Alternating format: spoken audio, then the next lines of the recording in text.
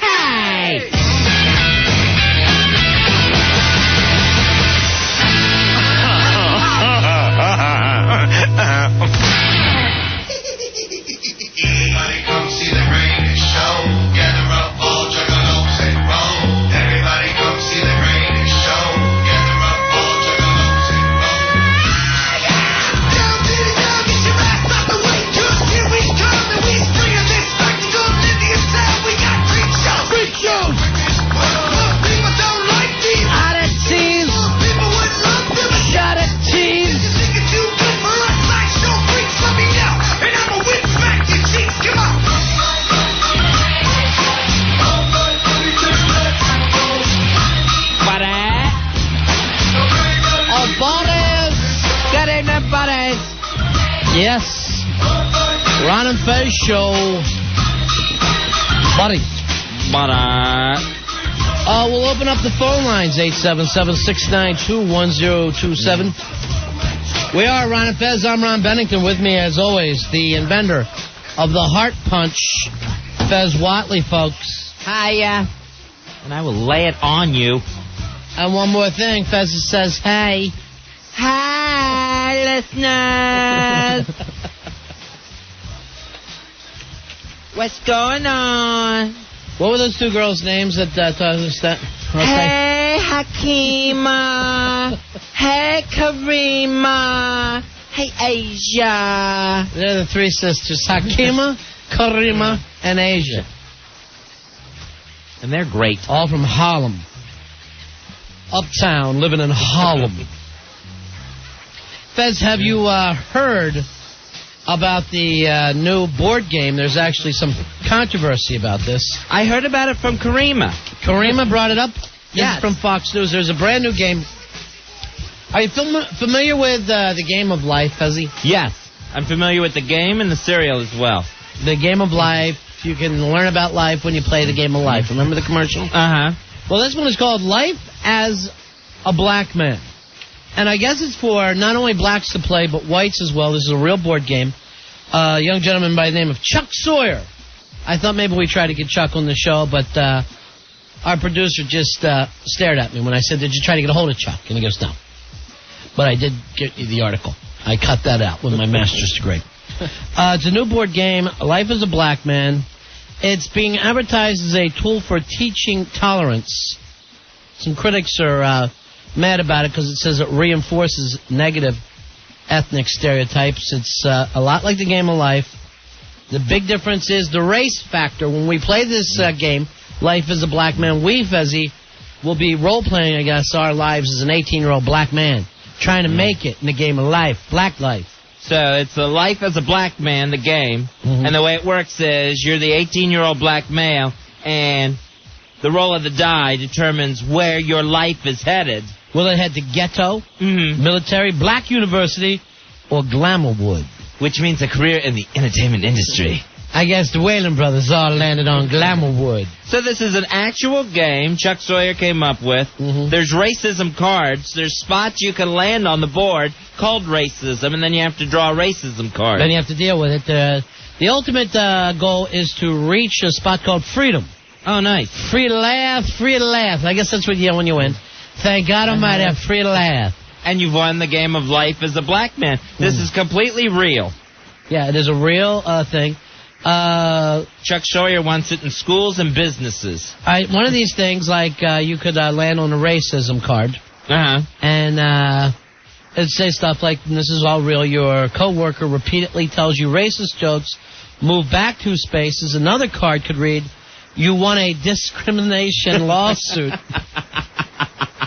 Collect $10,000. So, landing on a racism space isn't necessarily bad. Yeah.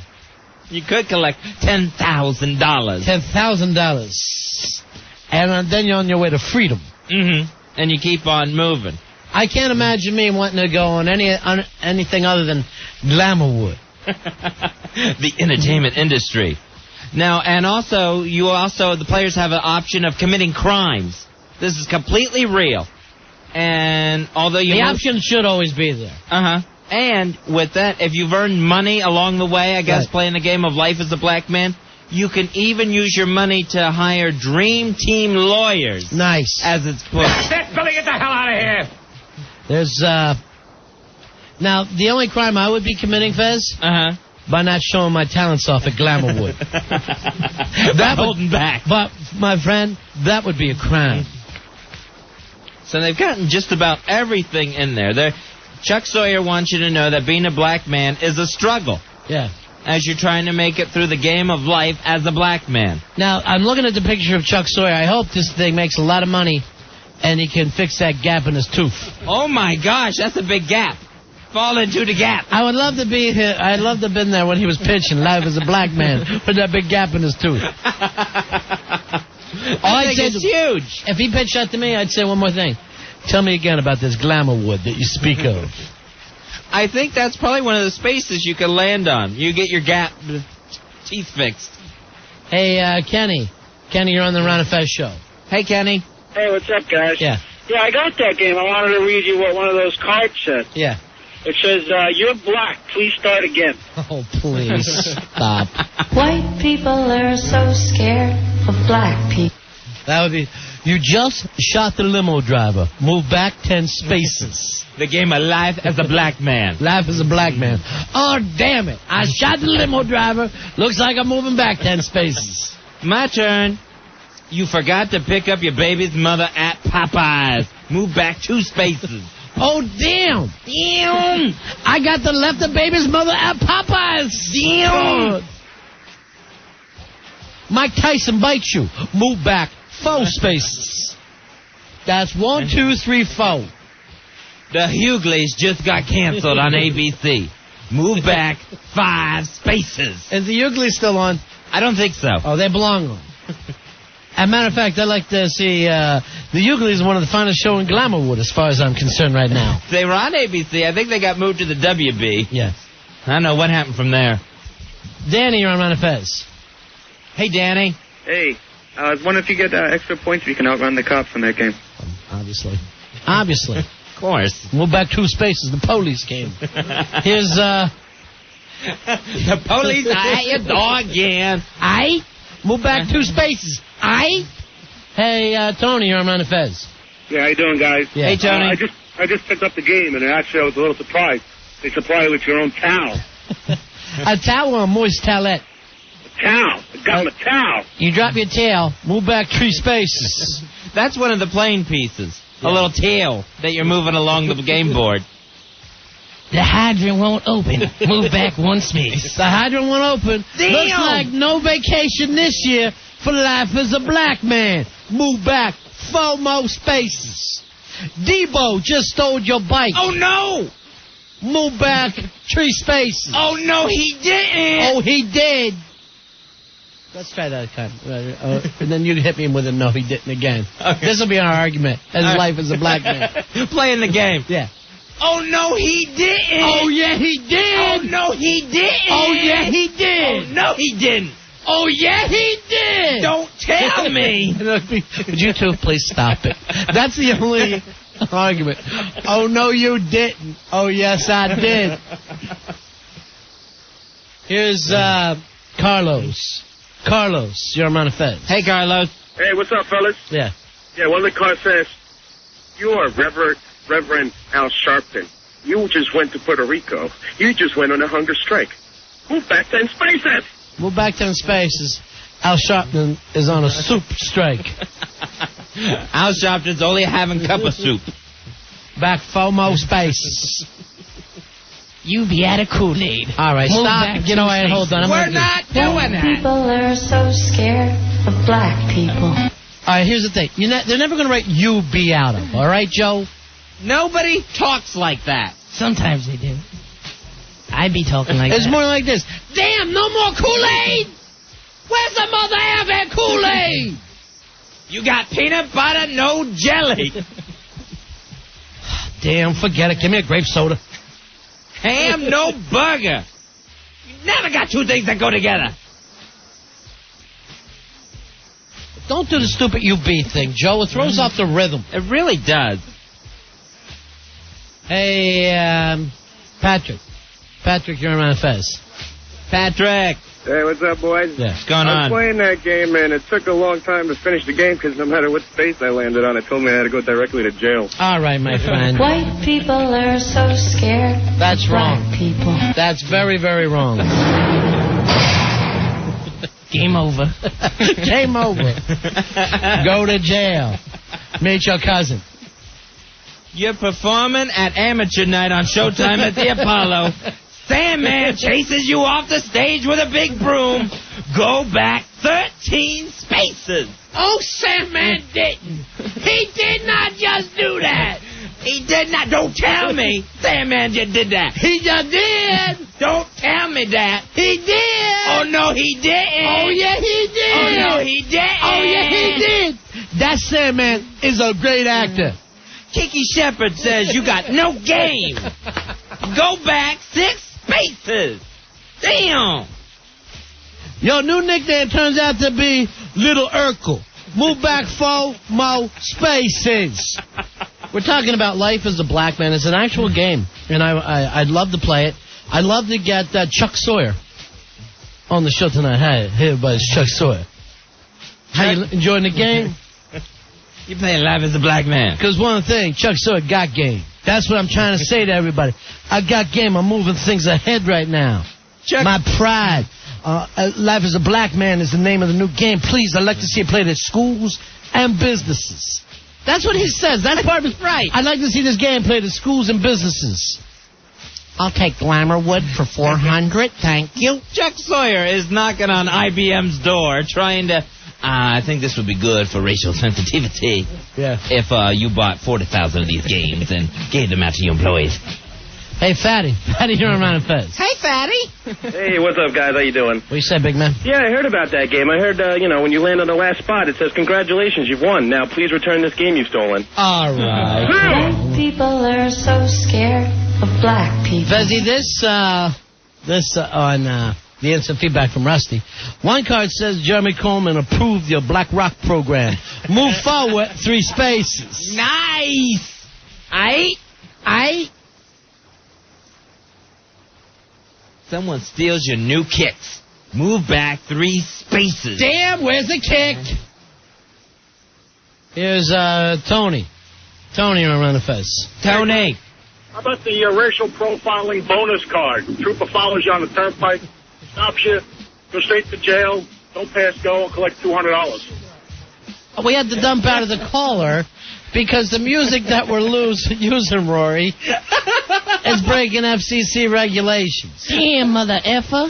Here's what you got to do. I can't believe how many swears got off in that one line of that song. Grab some black soul for us. That's what we need. 70 All right. soul at all times. 70 soul explosion. Let's just go with that. We cannot, and I said have it in the studio at all times because we cannot count on the gangster rappers to be able to pull this off. Hey, Pete, you're on Round and Feds. Hey, Pete. Pete. Hey, what's up, guys? 125.14. Hooah, hooah! Yeah, I want to know, when you win, do you get your platinum teeth with diamonds in it? Yeah. That's what Chuck Sawyer's hoping for. That man has a giant space in his teeth. All right, here's our girl Asia, Fuzzy. Nice. Coming back, the very beautiful Asia. Very, very gorgeous young friend of ours from Harlem. We had her on Mystery Date earlier in the week. You know, 2 sisters' names, Fez? Hakima and Karima. Hey, Asia. Hello? Hey, Asia, how are you? Hey, Ron. Hey, Fez. Hey, Asia? Yes. Fezzy says, hey. Hey, Asia. Hey, Fez. I was just calling anyway because I just wanted you to know for the record, I don't drink Kool-Aid. I hate watermelon. I have never stolen in my life, and I grew up with my mother and my father. First of all, let me say this. How can anybody hate watermelon? I don't understand that. It's the best. Every summer, I go to that little market by my house, and every week I get another melon for the week. I never liked watermelons, ever. Really? Yeah. All right, now, you've heard us talking about this life as a black man in the game. Here's the 4 things that an adult... Now, this is actually, we're all supposed to role play that we're 18-year-old black males. Trying to get through life. Going through life. Do we go ghetto, military, black university, or Glamourwood? Now, the way you went, Asia, was black university. What university did you go? I actually went to Marymount College in Tarrytown. Yeah. There's a very small percentage of black people there. Yeah, I went to Southern University in Georgia. Really? I think that's in Louisiana. What are the black universities? I went to Grambling. The Grambling is what, Tennessee, right? Grambling, I thought, was Louisiana. Yeah, okay, that's Louisiana. Sure. Then, what's the Spike Lee one in, Georgia? In Georgia, That's not Southern? No, Southern is also Louisiana. In Georgia, they have Clark. Clark, yeah. They have Spelman. Spelman, that's one women's college, yeah. And then there was the other one. I can't think of the Morehouse. Morehouse, yes. A lot of those in also... the Morehouse. She's a Morehouse. Bum, bum, bum. A lot of those also showed up on the Cosby Show. Yeah. Right, yeah. When he was wearing a different sweatshirt every week. So you don't think you would want to play this game, Asia? No, I live it every day. Why would I play it? I'm living it. When I play a game, I want to escape it. Yeah, so no, I wouldn't. I play it every day, like I said. So no. Okay, baby. You got game. And I try. And Fezzy wants to say hey to your sisters. Hey, Karima. Hey, Hakima. And I'm sure they say, hey, Fezzy. Bye, baby. Bye. She's so hot, Asia. Oh, and there's also the Florida A&M Rattlers. Florida A&M. A lot of big schools. They always win a lot of those band-offs, those marching band competitions. Hey, Andrew, you're on Run Fez. Hey, Andrew. Hey, what about the Earl card? You get a job for 15 years for no apparent reason? Let me just say this for Earl. White people are so scared of black people. Earl could work anywhere that was easy, I'm sure. Here's Bill. Bill, you're on Run Fez. Hey, Bill. Yeah, there's one card that says you just put the throat of your ex-wife and her boyfriend, move back 20 spaces. But then you were acquitted, so move ahead 30. You're doing a little OJ thing, right? Yeah, and one of the game pieces is a white Ford Bronco. All right. Our ghost says when you win the game, you go to Glamourville and become one of Master P's No Limit soldiers. Nice. Master P also has the platinum teeth. How is that supposed to be an attractive look when you just have metal in your mouth? Here's Derek. Derek, you're on Manifest. Hey, Derek. Hey, guys. Derek. Hey, instead of chance in community chest, it's chance in community service. All right, thank you very much. Life as a black man. I would love to get a copy of one of these things and see who could win it in here. Have we tried to get a hold of Chuck Sawyer while we've been on the air? Bring Al Dukes in here, would you please? Here's Jay. Jay, you're on Manifest. Hey, Jay. Jay, what can we do for you? Yeah, I like the card that says go directly to the welfare line. Do not pass go. Do not collect unemployment check. White people are so scared of black people. Here's John. John, you're on Manifest. John. Hey, guys, all the cards aren't bad. I got a positivity card. Positivity. Nice. Yeah. It says you narrowed your father down to 3 people. Go ahead 3 spaces. White people are so scared of black people. I think people are missing the point we're trying to do here. Have you been able to get Chuck Sawyer on the phone for us? I was able to, I'm gay. I'm gay. You can't come popping in here as gay as a cricket. I left him a message and an email. Just now. Love letters or what? No, to tell him we want to talk to him. All right, try to get them by the end of the show tonight. Okay. All right? Because I want a copy of Life as a Black Man. You sure you're not calling the creator of Life as a White Girl? We could get some 40s in here. We got to copy this game. We get some 40s, and we play it like a drinking game version. Hey, Michael. Michael, you're on the Fez. Hey, Michael. I got the copy of this game. I was going to say Professor Plum got his ass shanked in the billiard room by the makeshift knife. Thank you very much, sir. With the shiv. Yo, baby's daddy left town. Move back 10 spaces. What's he talking about? I don't know what the yo is. Why does he... you know my game last night? Sent him home. Yeah. I sent him home. For what? You know what for? Having no timing. In my dreams, Joe Poo has no timing. Great, Joe Poo. Now you're haunting Ronnie's dream. I know. Then I wake up and come here. And live it. That's the nightmare I've become. You're like Asia. You live in it. Right now I'm living like Asia. 24/7, 365. 24/7, 52, 365. All right, Alex says, one card of the game, you somehow make it into the NHL. Collect $500,000. Wow, nice. Republican mayor elected. Move back 15 whole spaces. This ain't an easy game to win. It's, ridiculous.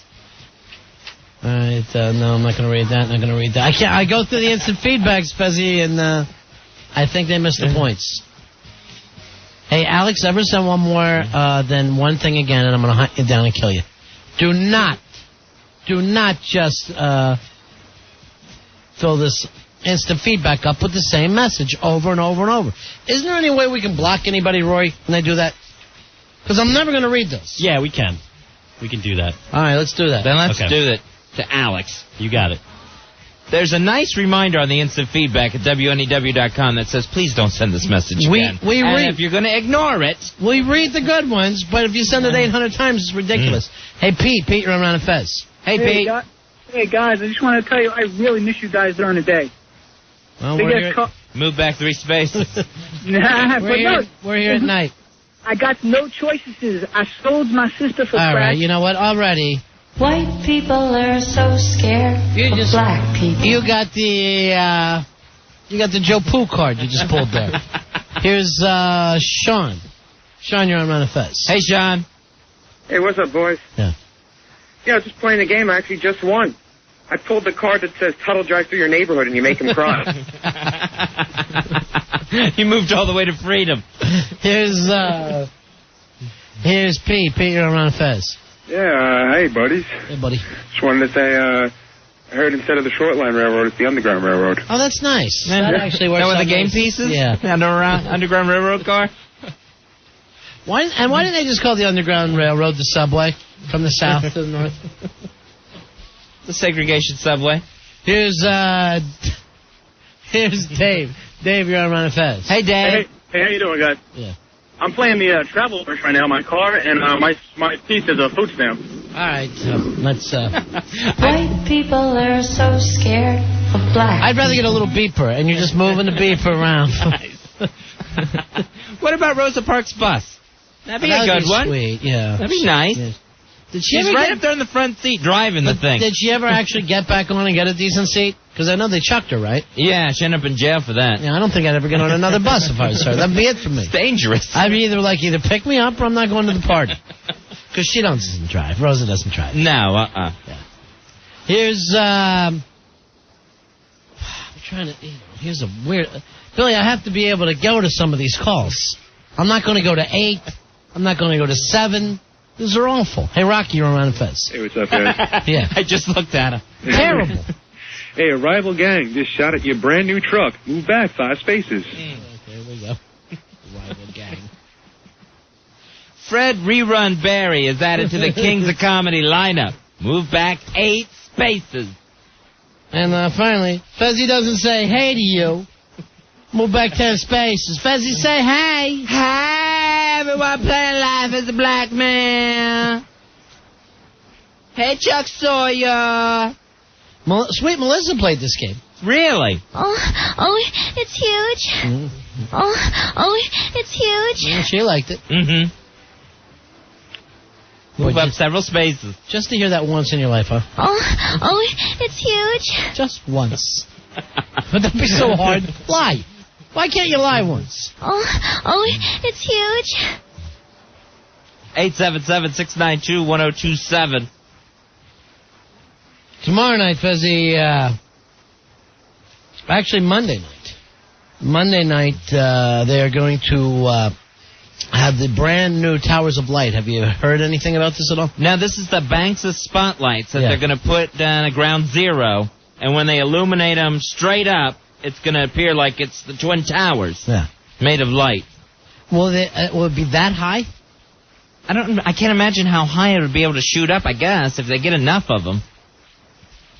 That's one of two memorials that starts Monday. I guess Monday morning at 8:46 a.m., the time of the first plane attacking the Twin Towers. They're going to open up that sphere that used to be out in the little courtyard area that got damaged. They were able to salvage that, or at least what's left of it, and they're going to open that up as a memorial as well. Then at night, the Towers of Light. Hey, Don. Don, you're on Run of Fez. Hey, Don. Hey, how you doing? I heard Melissa. All right, buddy. There's the winning cowbell. All right. Oh, it's huge. Oh, it's huge. Don, you hold on the line. You're going to the big-ass prize closet. You get a Game Boy Advance from VideoGameAdvantage.com. You're also getting an annual membership to VideoGameAdvantage.com. They have the largest selection and absolute lowest prices for all your video game needs. Check them out online, VideoGameAdvantage.com. Fezzy, Monday night, of course, 6 months. I can't believe that. 6 months already. Be March 11th. Wow. Now, the other thing is Sunday night, they will be running a documentary, I believe, on CBS. Right. And the situation there, these are those two French brothers that were doing a documentary on a fire company somewhere downtown and were there as the planes hit the towers. Now, are these the guys who have that, I guess, only footage of the first plane hitting the first tower? Yeah. Yeah, they were the only ones that had that. So we've gotten to see like 7 seconds of their material so far, I guess. But they have just hours and hours and hours shot. They were there the whole time with the fire company. Some people don't want to see this now. Some people are saying no. Yeah, it's going to be. It also includes footage of they went inside the trade center with the rescue workers, and they captured the chaos there that was going on. Now, like I said, a lot of people don't want to see it. I honestly, in my opinion, and I know it's just one, think that people do need to see this again because I see people, or I feel people forgetting already, or putting it behind them. So it's a situation of people say, do we need that graphic of a reminder? And other people saying, yeah, people need to watch this sort of thing. How about you? Will you be watching? I'm going to watch it. Yeah. I'm going to watch it. Joe Poo, you going to watch or no? Yeah, I'd check it out. I don't feel like I've forgotten. Yeah. I still feel, I don't feel like I've moved on all that much from September 11th, and I still want to see this. But do you have a feeling like people in Kansas and people like that are as connected to it as we are? And maybe that's a prejudice on my part. But I just, I don't feel like the country's in the same spot. I think they probably are. I think the wave of patriotism that caught everybody up after the events of September 11th, I think it hits home in the heartland, the Midwest, out west, the South. Oh, yeah, I'm saying it did 6 months ago, not now. I think they'll be tuning in. No, tuning in isn't patriotism. What I'm saying overall, we live with it more than they do because, even now you're saying, you wonder where your kids are going and all. Those people aren't thinking that kind of stuff and a lot of them are going, it's best to drop it and put it behind us, and I don't really want to see a lot of that stuff. Let me check. Bring Billy in, who was kind of big into it when this happened. I'm going to send, Billy, I'm going to send you down there Monday night, and I want you to do the report. So are they going to, what time are they going to put these towers on? All I know is that it's Monday night, Monday evening they light up. So I guess I'm thinking probably right around sundown. Yeah, I believe that's going to be just around 7 o'clock, I think I heard. Do you have to get some kind of press pass to be there, Billy? Because you're the press now, my man. Oh, well, then I'll check into it. You know, you're wearing that Opie and Anthony shirt. Even though they won't let you back on their show, you're still at the station. Yes, I am. Yeah, and I'll check into getting press passes. I'll call the mayor's office. Now, you were the one guy, you were Mr. Patriotism, and I thought it died out on you pretty quick. It did after a while. Keeping that level of emotion that I had, it was just impossible to keep up at that point with the anger and the everything else. We hadn't hung the flag and stuff, and the patriotism never went, but the raw emotion and the anger definitely dissipated after a while. You were a prime example. You were, we talked about this in the months after the attacks, that you ran your emotions probably a little bit ahead of schedule of everyone else. Yeah. I mean, most people still in shock, and you had moved into patriotism and a real big anger. No, it definitely hit me, and it hit me hard, especially like coming in that day when we came in on the 11th. Not all of us did. Me, I was here. You were here.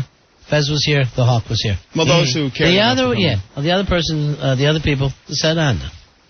Took a personal day. Right. That we'll never forget, Fez. Yeah, we know who was here on the 11th, who made it into the city. On a day like that, there is nowhere else I could see myself being than being here at the radio station. Now, you were drinking then, too, right? Only on my way in. Yeah. We stopped off into a bar. So it's another anniversary for you, 6 months. Here's Joel. Joel, you're on Run and Fez. Hey, Joel. Hey, guys, how you doing? Yeah.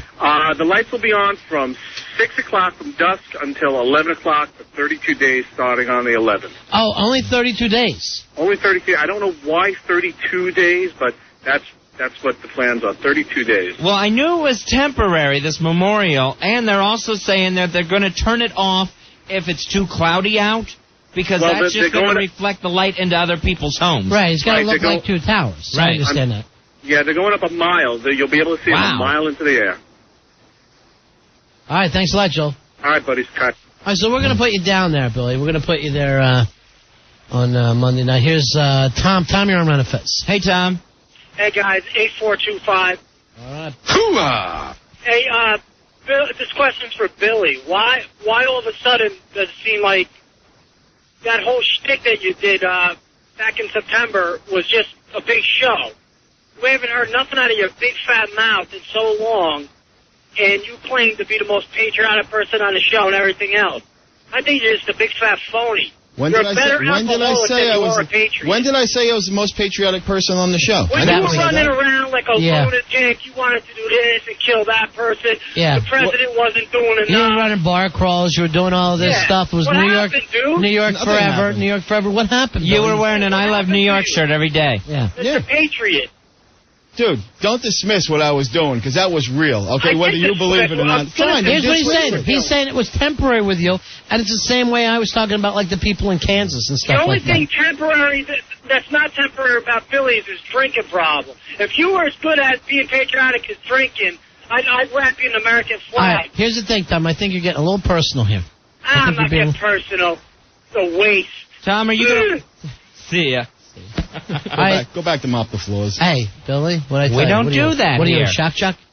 Huh? You shock chuck? No shock chuck. You drinking? No. You're not drunk right now? Not at the moment, no.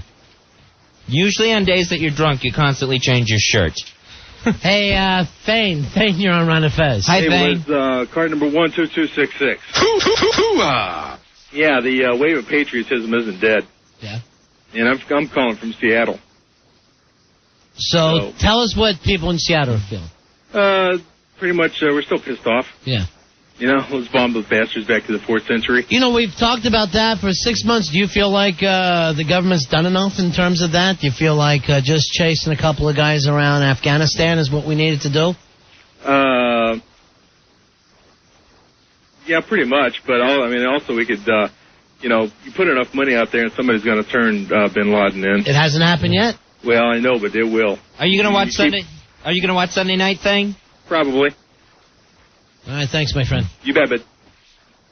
Let's see. I have to tell you, across the board, though, I think it's definitely waned a lot. The show of patriotism, like you don't see as many flags on the cars. You don't see anything. People go on. It's just like you, Billy. You said I couldn't sustain. No. Which I wonder if that's like a joke to the other countries, to a lot of those Muslim countries and stuff. Who, I mean, no matter what you say about them, Those people get whacked and fired up 6 times a day. They're laying on a mat, facing Mecca, and they're, you can't say that they're not dedicated. No, they definitely are. But what has waned was my emotion and anger. My patriotism has not. I don't know. Here's, I miss the flags. Here's Rich. Rich, you're on Ron and Fez. Billy had them everywhere. Hi, Rich. I know. I just wanted to say that the whole thing with the tower lights going up is just a reminder for everyone. This happened 6 months ago, and people are tired of the war. They're trying to hear about it. But it's just a reminder, let's not forget why we're doing what we're doing. And this is just a reminder. Hey, listen, it's still going. Let's go with it. That's all I have to say. All right, thanks a lot, my friend. All right, so there's what he's saying. He goes, maybe we're putting these lights as a way to saying to people, hey, don't forget. And it's weird. I'm wondering how many people are going to be watching the documentary Sunday night. Here is Jay. Jay, you're on Ron and Fez. Hey, Jay. Hey, boys, 3370. All right. I got to say this, man. We did what we had to do, but we didn't do what we should have done. I really think we should go out there and make an example. And, it's not so much people remember and are forgetting. We got to make it so no one else thinks they can do this kind of thing, and we're just going to run in and shoot around a little bit, change things, and then as soon as we leave, it's going to go back to normal. If I had to bet at that time with George Bush as president, I thought somebody was going to get clipped. You thought it was going to be nuts? Yeah, I thought we were going to say, wait a minute, Mr. President, you're going too far. I am shocked at that whole level of, I guess you could call it restraint. I think if it was a Democratic president that did this, he'd have been called a puss for not doing enough. So out of all the people, and I don't know because I'm not there in those meetings, I don't know why he hasn't done more, especially when now we're finding out reports that, they at one time thought that there was a nuclear bomb in Manhattan. I was just going to bring that up. The island was talking about that, I think, on Monday or Tuesday. And, it's going to happen. This is going to happen. And then we're going to finally do something. It's going to be too late. We're going to lose 1 million people. We're going to lose a lot of... they don't worry. They laugh at us when they do these kind of things. And I don't want to take the comedy away from the show, but, No, that's all right, brother. Not all comedy all the time. Anytime Billy's in, there's no comedy. Sure. That goes without saying. I can't figure out the war plan because I thought we had Al-Qaeda and Taliban and everything wrapped up in Afghanistan. Yeah. Now, in the past couple days, we've been hitting them harder than ever. And it's like, I thought that part was all not done, but I thought the most of that was over. I thought a new regime was in and everything. Now it seems like there's this whole other Al-Qaeda that we're going after again. I never understand how it works. Because even it doesn't seem like borders matter up there in those hills. Right. But I don't know, are those the guys that we should be worried about anyway? Who the hell are they? Yeah, the reports now, it's like they say the Al-Qaeda's regrouping. Well, if we know they're regrouping, what the hell are we letting them do it for? They're getting Chechenian fighters and from all the surrounding Georgian republics and stuff. All right, Billy, that's enough. Thank you very much. Go back to the phones. I don't need you to act like you know what you're talking about. You were invited in here and you pushed it like I called in Walter Cronkite. There he goes. He's going to be at Towers of Light on Monday night. That's Billy, get the hell out of here! I can't believe that he brought up Chechen fighters to me. Like I'm supposed to listen to him. All we asked him is, why did you stop wearing the I Love New York shirts? And this is what we get. And now he's bringing Slobodan Milosevic back into it. Hey, Patrick. Patrick, you're on a Fez. How you doing, boys? Hey, Patrick. All right. I work in Jersey City, and I don't think a week goes by that I don't ride down there towards Liberty State Park in Jersey City and look out at the New York City skyline and see something missing. Yeah. But I'll tell you another thing. I look around, too, and I see a lot still standing. Don't get me wrong. They did damage. But damn if we aren't still standing strong. Yeah, we are, but what are we going to let them do? Pick us off piece by piece? No. This will never be forgotten. Yeah. This isn't something like, a couple more months from now people are going to forget this and we're going to move on with our lives. No way, no how is this ever going to be forgotten.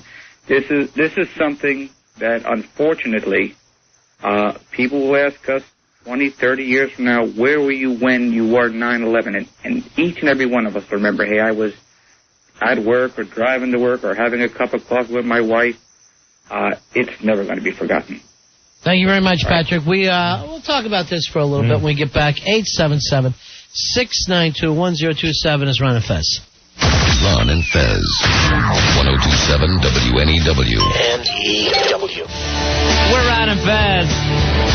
Sunday, CBS will carry a documentary all about the events of September 11th using never-before-seen footage. Things that went on actually inside the World Trade Center. Some folks don't want to say it, Fez. Some folks are saying, we don't need it. Other folks are saying, you know what, we need to keep looking at this stuff from time to time to remind ourselves. I'll be watching. And then also Monday night, we will get a couple memorials, small memorials, temporary memorials. Yeah, Monday morning, the Spear Memorial will open up, and then Monday night, we're going to send Billy Staples down for the lighting of Towers of Light. Billy, dress accordingly, and don't be silly. Watch out for the Chechens. And no, please. Which, of course, is the universal drinky sign. That he knows only too well. Hello! Billy's here! It's him banging on the sphere. Joe? Yes? Give it a rest, buddy. Here's Aaron. Aaron, you're on Ron and Fez. Aaron. Hello. Yeah. Hey, that guy who just called from Seattle was talking about how everybody was so patriotic on the West Coast. Yeah. And I'm from the West Coast. I'm from Portland, Oregon, and I was there over Christmas. And the general sentiment from people there, they were discussing how New York seems like it's so far away and that it's a different world, and that they really can't feel what we're feeling. Yeah, I kind of feel that way about the rest of the country. I really have from the beginning, and right. I feel it even more now as we're getting further away. Oh, I mean, I could see, like, even, the flags and everything. It was just so different. And, half the people in Portland are high anyway, so they probably are oblivious to what's going on. But it's just so different. Is grunge still big there? You know that guy who was talking about, this is something we'll never forget? Yeah. Uh-huh. Now we've got to talk about, you've got, the omnipotent Jerry Falwell who's on there. And he was saying that, this was the first attack on American ground in our history. And, talk about an idiot, because we're forgetting Pearl Harbor. Right. I mean, that was a major, well, I mean, even growing up for you, Pearl Harbor, I mean, you know the story and all. Yeah. But it sure felt like something that was ancient and, strange to a kid. I guess until we do eventually wake up, it's going to feel that way for us. Jennifer, you're on Ron and Fez. Hey, Jennifer. Hey, how are you? Hey. What can we do for you? I just wanted to call and comment about the memorial, which I think is a great idea. Uh-huh. But the viewing of the documentary, I think, I do agree with you guys that people need to remember what happened. Right. But as someone who lost a friend in the attack, I just think it's so grueling for the families to have to watch this over and over again. Well, I know exactly how, and I remember when the attack first happened, it was on TV so much that I think people actually got numb to it. You haven't seen a lot of this footage before. From what I understand, they are not going to show any bodies or anything like that. Right. But if you lost a family member in this, I mean, I have to agree. It was a good friend, but it's just, we have to relive that all over again to see what he went through. It's just, I can't even imagine what it's like for families, actually. Yeah. Let me ask you this, Jennifer, and I'm sure, if it's your good friend, you haven't stopped thinking about it much. What do you feel about the fact that we're talking about, it seems like a lot of people stopped thinking about it pretty quick? Well, I do agree with that. I do agree with some of that. I think most people from where I live, I'm from Staten Island, so everybody in Staten Island was hit really hard. Sure. So around here, you still see the flags out. You still see all the Osama bin Laden with the bullet head on, bullet point on his head, but I do feel that the rest of the country is starting to forget about it. And starting to take a back seat to people worrying about civil rights, the detainees and all that stuff, And right, the petty stuff will start coming up again. Well, it is already. Yeah. I mean, people lose the focus of what really happened. I call that getting the Kevin Meanies. That's what it feels like to me, Fuzzy. You get the Kevin Meanies. Because I have friends who talk to me, this air travel is such a pain in the ass. I can't stand it anymore. And I'm like, hey, man, no one was going to fly again on the 12th. Everybody that you would talk to, oh, I'm never flying again, they'd say. I can't imagine anyone being annoyed with airport security. Well, people are. Oh, God, I still thank those guys so much every time I go through the airport. And I fly alone, and I end up getting the random search. Last time I flew, I got random searched 3 times. And that was even before the shoe bomber, and I got my shoes checked. Well, there's a smell coming out of your shoes. That is scary. That's because it's hard for me to walk, and I was wearing corduroy. Hey, Paul, you're on Run Fez. Hey, Paul. How you doing? Yeah. I lost a close friend in the World Trade also, and, can you imagine if, their family's watching it and they see him alive? And then No, Paul, from what I understand, and I'm not even selling this documentary from anybody, but from what I understand, none of that kind of footage is going to be shown. I don't know them. I mean, how would they have seen people, that were alive at the time? I don't know. I mean, they went into the building. Yeah, they went into the building, but obviously they had to get back out with the tape. So most of those people all got out. Was most of the top people, and I know that they have pictures of people falling. And supposedly they're not showing that or something I had read an article about. But you know what's interesting to me? And my brother, I talked to him, and he lives down in Lower Delaware, and he said to me, yeah, well, only a couple people jumped. And I go, no, there was a hell of a lot more. Already people are forgetting that the people that were at the time said all kinds of... So already people, and I don't want to be prejudiced and say that people that live further away from here, but it seems that way to me, maybe it feels that way, are forgetting or are glossing over it a little bit. With the people jumping, you don't see any of that from what I understand, but you hear it. Oh. They're going to have the sounds of that in the documentary, and they said there's only one scene where blood is visible, and that's the cut on the face of a firefighter as he's watching the towers collapse. All right. Thank you very much, Paul. Okay. And I don't know. I mean, if I lost somebody... particularly a family member, somebody's close with, maybe I couldn't watch it. But I do think a lot of people need to still be reminded. 877-692-1027. Here's John. John, you're on Ron and Fez. How you doing, buddy? Hey, John. Hey, Ron and Fez, what's up? What can we do for you tonight, buddy? No, I just wanted to say, you get a lot of people who are calling in, obviously there are a lot of people that lost loved ones. You know what, I don't think this documentary is really for them. I think, again, it's really, just like you're saying, more for the people who are beginning to forget, not even just in New York, but all across the country, the people who maybe feel a little bit disassociated by it because of distance. They can really see what happened. The type of people who are maybe taking the flags down off their cars and saying maybe, we shouldn't be over there in other countries. I think absolutely this is a real reminder. I think it's really important for them to see it, what really happened. We see it every day. Right. I mean, how many times driving to New York you see that hole and the anger fills you up again right away? I think it's important for them to see it. All right, thank you very much. Thanks, John. It's very, very strange. It's very strange to feel. I don't know. I kind of feel this way, Fez. I kind of feel somewhat disconnected more than I was 6 months ago from the rest of the country. And in a lot of ways, from the federal government. I know that may be just my own personal fantasy, fantasy that these guys were going to do something fantastic, that Washington itself was going to do something that was going to make me feel like, you know what?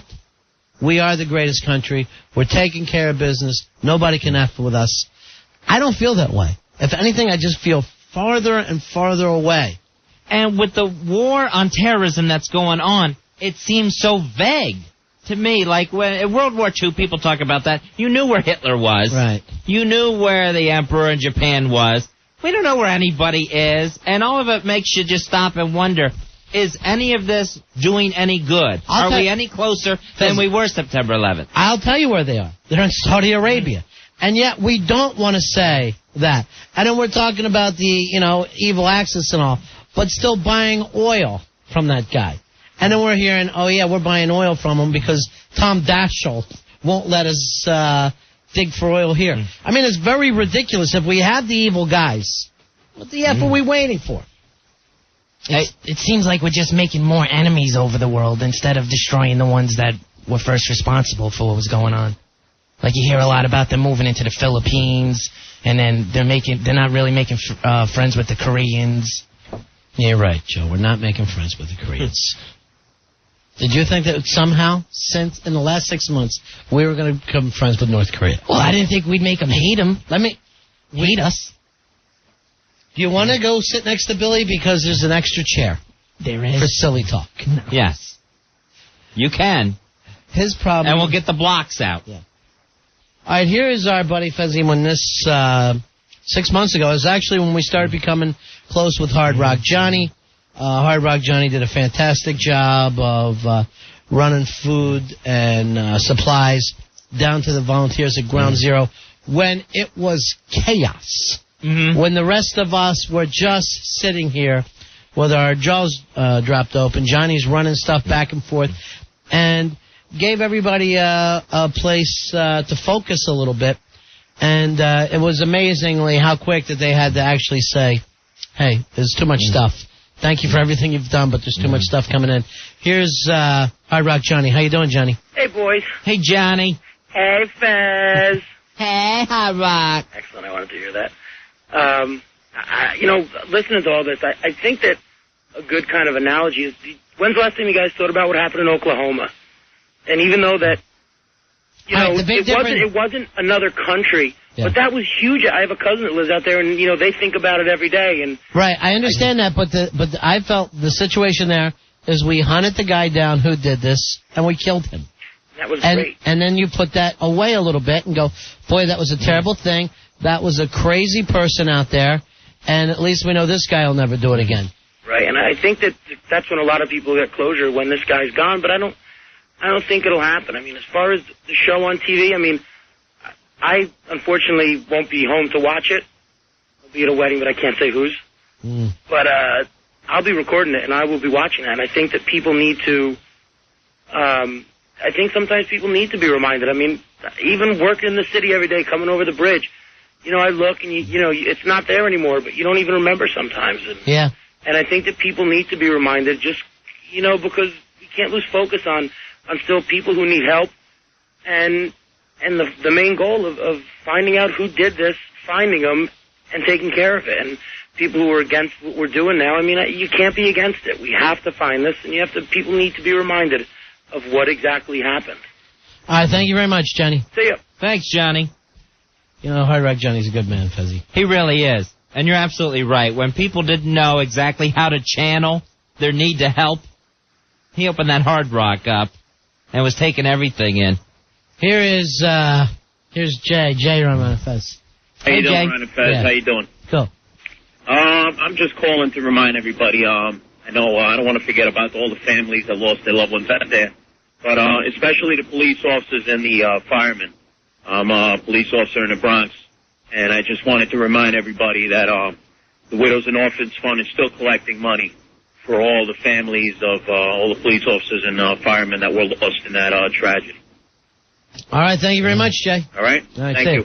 I cannot believe Monday will be 6 months. It's stunning to me to think that 6 months ago we were sitting in here literally in shock. And how long do you honestly think that we sat around here in total shock? If you had to say medically.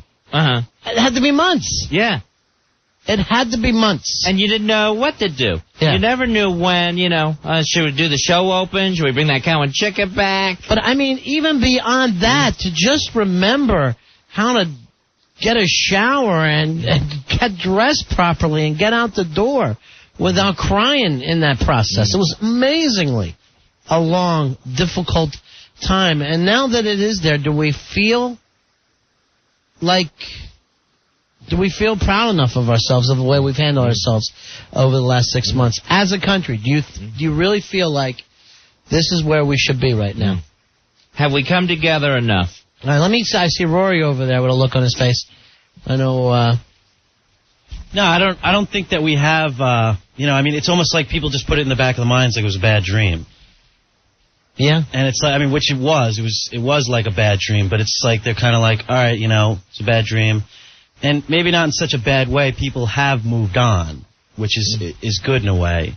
Well, it was a weird feeling of those first weeks and the first month just seemed like this nightmare is never going to end. And then we were into anthrax. Mm-hmm. Yeah, we're never going to get past this horrible feeling that you try to go to sleep with every night and have nightmares, and then to think... I forgot that. How many times from watching so much TV did you keep seeing the images as you're falling off to sleep or in your dreams? It was constant. You'd be up every hour on the hour because you're still getting disturbed by it. And then to think, wait a minute, it's been 6 months already? For something that felt like it was never going to end, to start moving this quickly now is very weird. And another thing is, we kept getting told, go back to normal. Do everything normal. Right. When it wasn't normal. Yeah. But now, you know, I look around the city and I don't see the army at the bridges and tunnels like they were. I mean, first of all, that was strange. Now that they're not there, it kind of makes you feel like, okay, does this mean that these sick Fs have taken us off their target? No. Because remember, they waited 6 years in between attacks. Yeah. They figured out a different way to knock them down this time. And if you don't think they're thinking about it right now, you're insane. Here's Tommy. Tommy, you're on Ron and Fez. How you doing, buddy? Hey, Tommy. Good evening, fellas. How are you? Yeah. I lost a couple of friends September 11th. One of my best buddies, his brother was a fireman, lost his life saving people. And I talked to him a lot, and what really gets his family the most, what really kind of really hurts them the most is not all these ACLU people and their, their complaints about the detainees and their rights and all that crap. It's the fact that this campaign is almost in its 4th month, and really, has anyone been brought to justice? We don't know where anyone is. It seems like we're kind of like going nowhere with this. That's what really kind of hurts them the most, really. I have to agree that nobody really knows. Now, the president said from the beginning, this is going to take 8-10 years. Right. And we all went, 8-10 years? For what? And we still don't know. And then, life goes on, and then, you're like, okay, we're back to normal. Then the president says, by the way, we have a shadow government in case I get whacked here by a nuclear bomb in Washington. And you're like, seriously? So it's not, and I'm not even saying that Bush isn't doing what he should be doing, because I have no idea. I have no idea at all. He doesn't seem to tell us what he's up to. I guess it's a matter of, do you trust him? Do you not trust him? On a personal thing, I feel pretty far away from him. I don't know why. It's not that I'm trying to. It's not that I care which party I voted for. Before that, it doesn't really, seem the same to me. It just all seems so vague. Yeah. The whole military campaign part of it seems so unbelievably vague. All right, we are going to take a break. 877-692-1027. It's the Ron and Fez Show. Ron and Fez, 1027 WNEW. We're Ron and Fez. Documentary Sunday night. People are talking about Fezzy. It's never seen before footage shot inside the World Trade Center on September 11th by those French filmmaking brothers that also had the only footage of the first plane to go into the first tower on 9/11. Almost sounds like an insult. French filmmaking brothers. I know.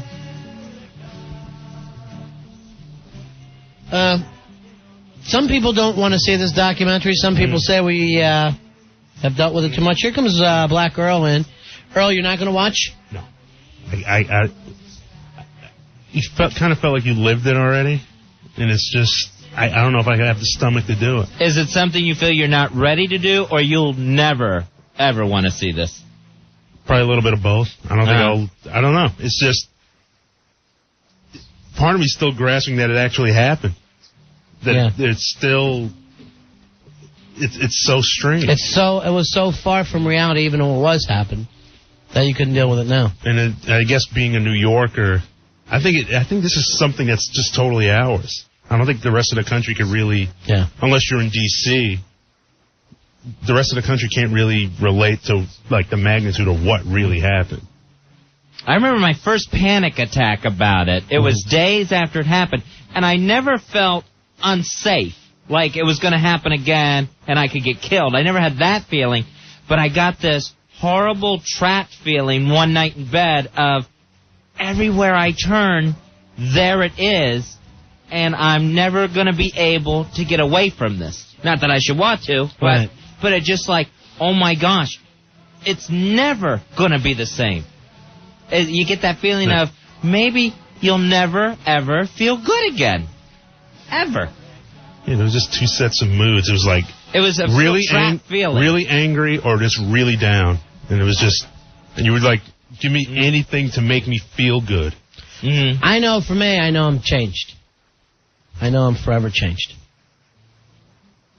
I'm a lot more, I don't know. I guess you're right. I mean, I'm more changed. I'm just sort of, just more aware, I guess, of what's going on. Like every time now, I just, like even when a plane flies by, you look up. You stop and you think for a minute. Still, yeah. Well, when you hear one, helicopter, whatever. I mean, the only thing I felt good about was like those first couple of nights when the F-16s were flying by. Yeah. That's the only time I felt like, okay, that's our guys. Everything's cool. But other than that, it was just like, it was too quiet. It was just, streets were quiet.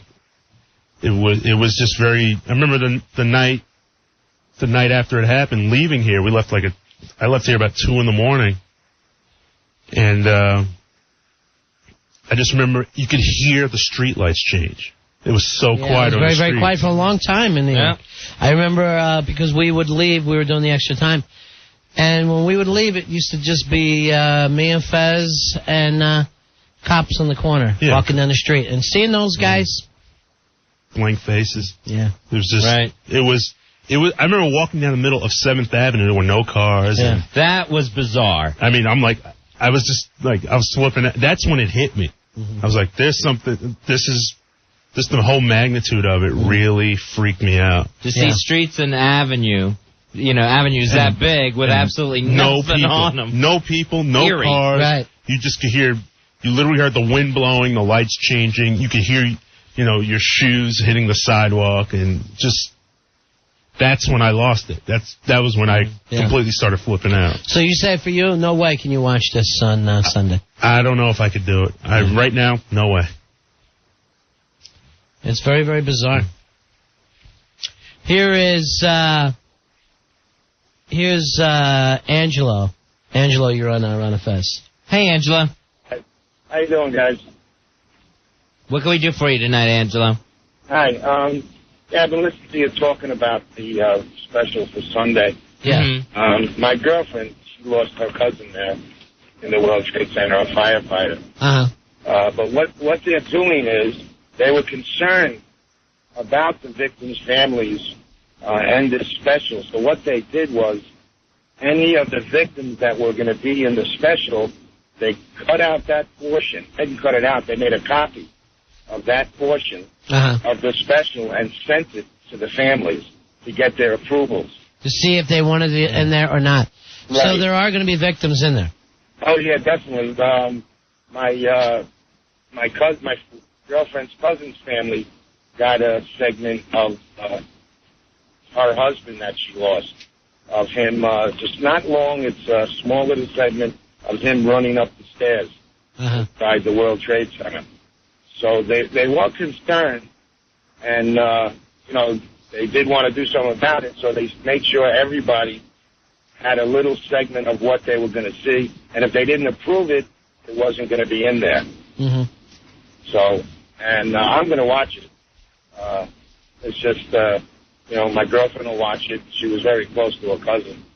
But I think it's just something we have to see. Yeah. All right, thank you very much, my friend. You're welcome.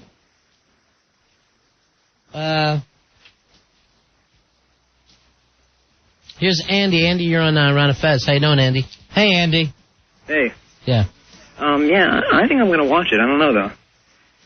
My family really hasn't decided yet, but I kind of want to see it. I don't know. Tell us a little bit about your background there, Andy. My dad was on the, between like 99 and 102 on the second tower, and we just, we just want to see what was going on there, the footage from inside we've never seen. We have no idea, anything that he might have went through, and, I know a lot of other family members. I guess this is the only footage ever that from the inside. That's what it seems like. I know they keep saying never before seen. Well, I was happy to hear the guy say before that they notified any family members who were going to see their family member on the TV. Right. But I was worried about that. But well, I probably have this feeling, Andy, that the film crew could have only got up so far, so they were probably the victims that they shot were firemen heading up, not people who were already heading down, because those people probably made it out.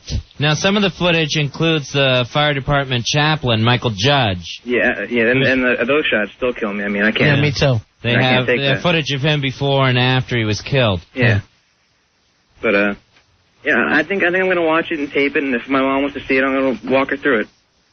So, I don't know. All right, brother man. All right, well, thanks a lot, guys. God bless you, my man. Andy. Yep. Okay. It's 877-692-1027. It's Ron and Fez show. Here's Michelle. Michelle, you're on the air. How you doing, honey? Hi. Yeah. Hi, Michelle. How are you guys? Cool. Okay. Actually, I refuse to watch the show. I'm completely nauseated by the whole thing. I'm replying also to what someone said earlier about it seems like everyone kind of forgot what happened. Mm-hmm. I don't think that's occurred at all, but I don't think we have a choice. I mean, you have to always remember that this is a capitalistic society. We do have to keep the machine rolling. We can't just stop what we're doing and just think everything's going to keep falling in place. I don't think you understand. We're not. I mean, Fez and I have gone on with our life, and we do comedy and stuff now. Where we couldn't at first, like a lot of people couldn't work at first. Oh no, definitely. But we're saying more of our concerns come from: is this going to happen again? And to completely honor the people who, and never forget those people who were involved. I don't think you ever can. I mean, I witnessed it myself. I had people there. Thank God I was one of the lucky ones to have everyone come home safely. But it was seriously the most horrifying day of my life. And I wasn't even there. I was in New York, but I wasn't at that location. And I can't even imagine. I mean, I already know it. I still have enough news footage. I've had a million panic attacks. I cry almost every single day. I see the postcards walking to school. I'm seeing everything where they have postcards that say New York attacked, and you just don't want to. Yeah, it's everywhere. It's everywhere. I don't think that it's ever going to be out of your mind. I mean, I cry like it happened yesterday. Okay, honey. I can't believe it happened 6 months ago either. But thank you for calling. Thank you. All right, bye. Thanks for the call, Michelle. So Sunday night, CBS, the documentary, and then Monday, and we'll send Billy down there. It'll be 6 months. The new light memorial that they're putting up, that I guess it's supposed to resemble the towers, Fez? Yeah, it's towers of light. It's two giant banks of spotlights, I guess, that just get focused straight up. Yeah. So it actually looks like two illuminated twin towers that just shoot off into the sky. Hey, Mike. Mike, you're on Ron and Fez. Hi, Mike. How are you guys? Cool in the gang. What can we do for you, Mike? I was in the Tower 1 that day. Yeah. And I think the program should be shown. Mm-hmm. I'm sensitive to the issue of the people who lost family members, and there were about 12 or 14 people from my floor who didn't make it. What floor were you on, Mike? 64. Mm-hmm. So you ran down 64 flights? No, I couldn't run. We were walking and stopped quite often. While we were still in Tower 1 when Tower 2 came down. Oh, my God. Saw an awful lot of firefighters. I kind of wish, in retrospect, I had said hello or got some names, but I didn't. I just saw faces. And I'm going to watch it to the extent that I can. Because I think it's, somebody else touched on, when I came out, we came out on the VZ Street side, and we didn't go through the lobby. And I'd like to see what was going on there. Yeah. You back at work now, Mike? Yeah. Where you at now? They have us in Jersey City. Mm-hmm. Let me ask you, you said you lost about 14 people off your floor. Yeah. How did it work out that you made it out and not them? What was the difference there? Some of the people on our floor were getting some information that they should stay. Yeah. My first inclination was, I'll see you. I'm gone. Mm-hmm. Grabbed my bag and went. So that's what happened. I see.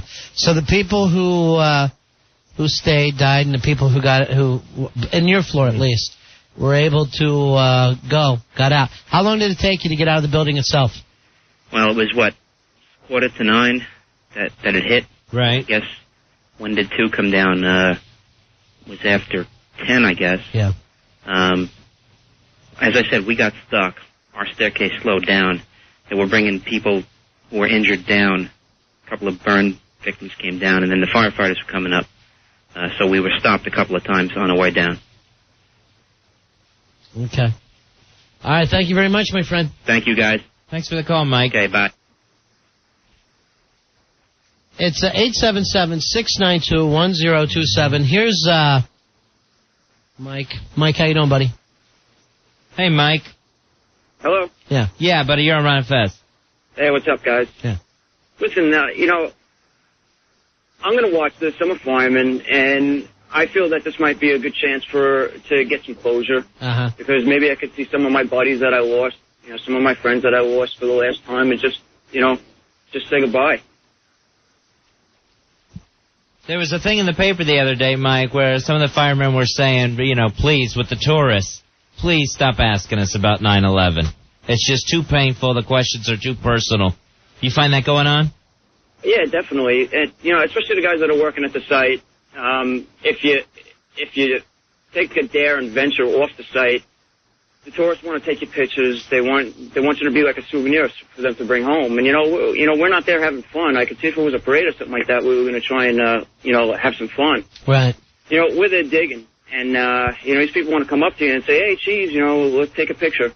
You got to remember that. You got to keep that in the back of your head. Yeah, I do think. There's also a thing that people don't know how to act nowadays. You just see a lot of things where we have to go back and probably tell people how to act solemn from time to time. Yeah. I understand that people don't go everywhere wearing suits like they were in the 1900s. You know what I mean? But there's no. There doesn't seem to be as much dignity, even though I don't think these people mean the wrong thing. From time to time, I don't think they've been taught properly of how to act solemn. Mike, I thank you, my friend. Take care, guys. All right, see you later. So Sunday night, I guess Monday we'll talk about, I'm sure all the shows will talk about it on Monday, but by the time we get in here, it'll be 6 months since the attack, since 9/11. The documentary on Sunday, and then the Towers of Light Memorial on Monday evening. Yeah. So we're going to send Billy down there. We got problems with our staff when Billy's the guy we're sending. When Billy's the go-to man. Bull? For something important. Here's the only metaphor. Bull, China clocks. China shop. That's all I can think of. All right, we'll be right back. It's 877-692-1027. It's the Ron Fez Show. Ron and Fez. 1027 WNEW. We're Ron and Fez. As the 6-month anniversary of 9/11 approaches, Sunday, CBS is going to have a documentary with unseen footage from inside the World Trade Center. And, of course, 2 memorials open up on Monday. Just talking, some people say, yes, I will be there, including here at work. Some people said, yes, I'll be watching. Other people says, no way. Am I prepared to watch that? Maybe not now, maybe not ever. Here's Rob. Rob, you're on Fez. How are you, my friend? Hi, Rob. How are you doing? What can we do for you tonight, buddy? Oh, nothing. I made a comment. I didn't have to get on the air, but since I am, I'll make an explanation. I'm from the fire department with FDNY. I'm with Special Operations. We actually had a copy of this tape for the last 2 weeks. Uh-huh. And the first few times we watched it, it was a little disturbing. But after a while, you realize what was going on, and you realize you saw a lot of your friends and co-workers on their last few minutes of their life. You start to realize it was actually a warming feeling that you got to see that they weren't like in any kind of a panic situation. It was like professional right to the end. Right. And the guy that took this film, I mean, he's a better man than me because at one part of the film, you're inside the building when Tower 2 collapses, and the dust and everything comes sweeping in, and it's just like total chaos. And this guy just continues on and nonchalantly wipes the lens off. Like, I gave him a lot of credit just for that. And to be able to have this kind of footage for the world to see, wanting it to or not to see it, it's up to them. But it kind of gives you an understanding of what was going on inside. They always say that when you have that camera in front of you, it gives you an opportunity to almost step back away from the danger. While you'll see a lot of those guys with that camera, because for them it's almost like, oh, I'm watching a strange thing on television. It's psychologically, it changes it. What do most of the people at the fire department feel, Rob? Well, most of the guys I personally work with, a lot of us are still tied in with digging down at ground zero, taking our rotational details down there. But for the most part, we're kind of looking forward to getting a good look at this because I know that the network's probably cleaned it up a little bit to make it clearer. And apparently there's some footage angles that we didn't get to see yet. But, I mean, I know for myself and a couple of guys that I work with, our assignments that day took us away from, death, basically. Yeah. And to see what was going on inside the building at a point when everything kind of started going downhill in a hurry, it really helped us a little bit because here we are thinking, like, wow, this building came down, and these guys were trying to get out and running in every direction, and when you realize the building probably came down 10 floors a second or something along those lines, right. It really doesn't give you much time to say anything, let alone do anything. But to understand and to see how things are, like, for the people that haven't seen it yet, and they're going to see it, I guess, Monday or Sunday night, whatever it is, and to see that it seems like there's a lot of guys standing around at a command post. Mm-hmm. And unfortunately, to the outside eye that doesn't understand what's going on, these companies were waiting assignments. You just can't send companies upstairs and send them all over the building because this is a large facility, as you know. And, right. And you're talking about an acre on each floor. And we were basically waiting for reports that we have people on this floor stuck in this elevator or stuck in that elevator or whatever. And then they were getting assignments and going up. And then for each company you send up, you have to have companies standing fast to help them in case they get jammed up. So on the outward appearance, what you're going to see is a lot of guys standing around. But it just blows my mind to see how well everybody, even after the building came down, was very professional. And I give all those guys that made it credit, and the guys that didn't make it my blessing because they're better than me. Because I don't know what I would have done if I happened to be in that exact same position. Because I know what I did, and I actually wasn't in any severe danger by luck of the drawer where I happened to be standing. Sure. But I think overall it's going to be good for the world to see, and good for the fellow brothers to see, and the people to see. I don't know how the personal families are going to take it, but hopefully it'll be good for them too, because it does give you closure the first, maybe the second time you see it. We talked about this and earlier about saying, for me, just on a personal note, I'm forever changed at the way that I look at the world. I'm forever changed. Oh. And a real part of that is the way I look at the fire department now and the way that I look at police. It's so different from before this happened. And I hope that comes across in the documentary. I hope people will be able to say, here are some ordinary men doing extraordinary things. I really do hope that much. Well, I hope also that people see that it wasn't just the fire department, the police department. There's a lot of civilians that I wish I could find them. I hope that some of them, people I passed through the day that day, that were doing things above and beyond the citizens. Right. They should have been on the way out of there too. And as bad as you want to say, look, you got to get out of here. Uh-huh. They were doing something, and to look at people that takes above and beyond. Because I have an understanding what's going on. I'm been trained, and I understand this is where I'm supposed to be. And for the most part, I hate to say that, none of us expected to happen what happened so quickly. I mean, in the tape, you'll hear our chief come in the command post saying, "There's another plane coming. Get as many people out as you can." And there was other chiefs saying, "I'm not going to do that. These guys want to do this." And you can hear it clear. It's almost like shocking to hear that, but that's what we do. Right. And for people to say, like, you guys are great, and this, that, and the other thing, that's all well and done, but there's not a guy in this job or the police department or EMS that's looking for that. We just love what we do, and we're very fortunate. I was very fortunate to meet some famous people down there throughout the digging time that I was down there, and they come in and they all want to talk to you, and it's kind of like a surreal experience, but for them to look at you and say, like, wow, I really appreciate what you do, it kind of helps. Yeah. But we don't take that well. There's some guy I work with, somebody says Paul's a hero, and he kind of made a joke at it and said, here's nothing but a sandwich. We're just doing what we have to do to get our brothers out. And the civilians, of course. So I think this footage in the long run is going to be something good for everybody to see. It's going to be something like the Zabruta film.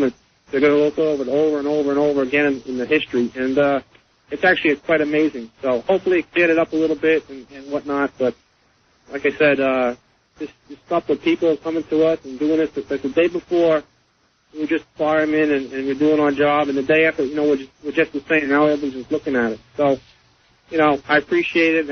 Everybody I work with appreciates everything the world's been doing, the country's been doing, the government's been doing, and one of the guys I work with kind of made a joke. He said, you know what? I still complain about paying my taxes, but at least I understand where it goes now. Yeah, exactly. So, it's kind of funny. Rob, my friend, thank you very much. Thank you for taking the time to have this on your show, and I really appreciate it. And hopefully, you guys will get more out of it when you see the tape. Thank you very much. There's Rob from the fire department. He's already seen it twice. Said disturbing, but he was actually glad that he did watch it. Shows a lot of dignity of the fire department, the policemen, and the other rescue workers. 877-692-1027. Hey, Grace, you're on the Ron and Fez show. Hi, Grace. Hi.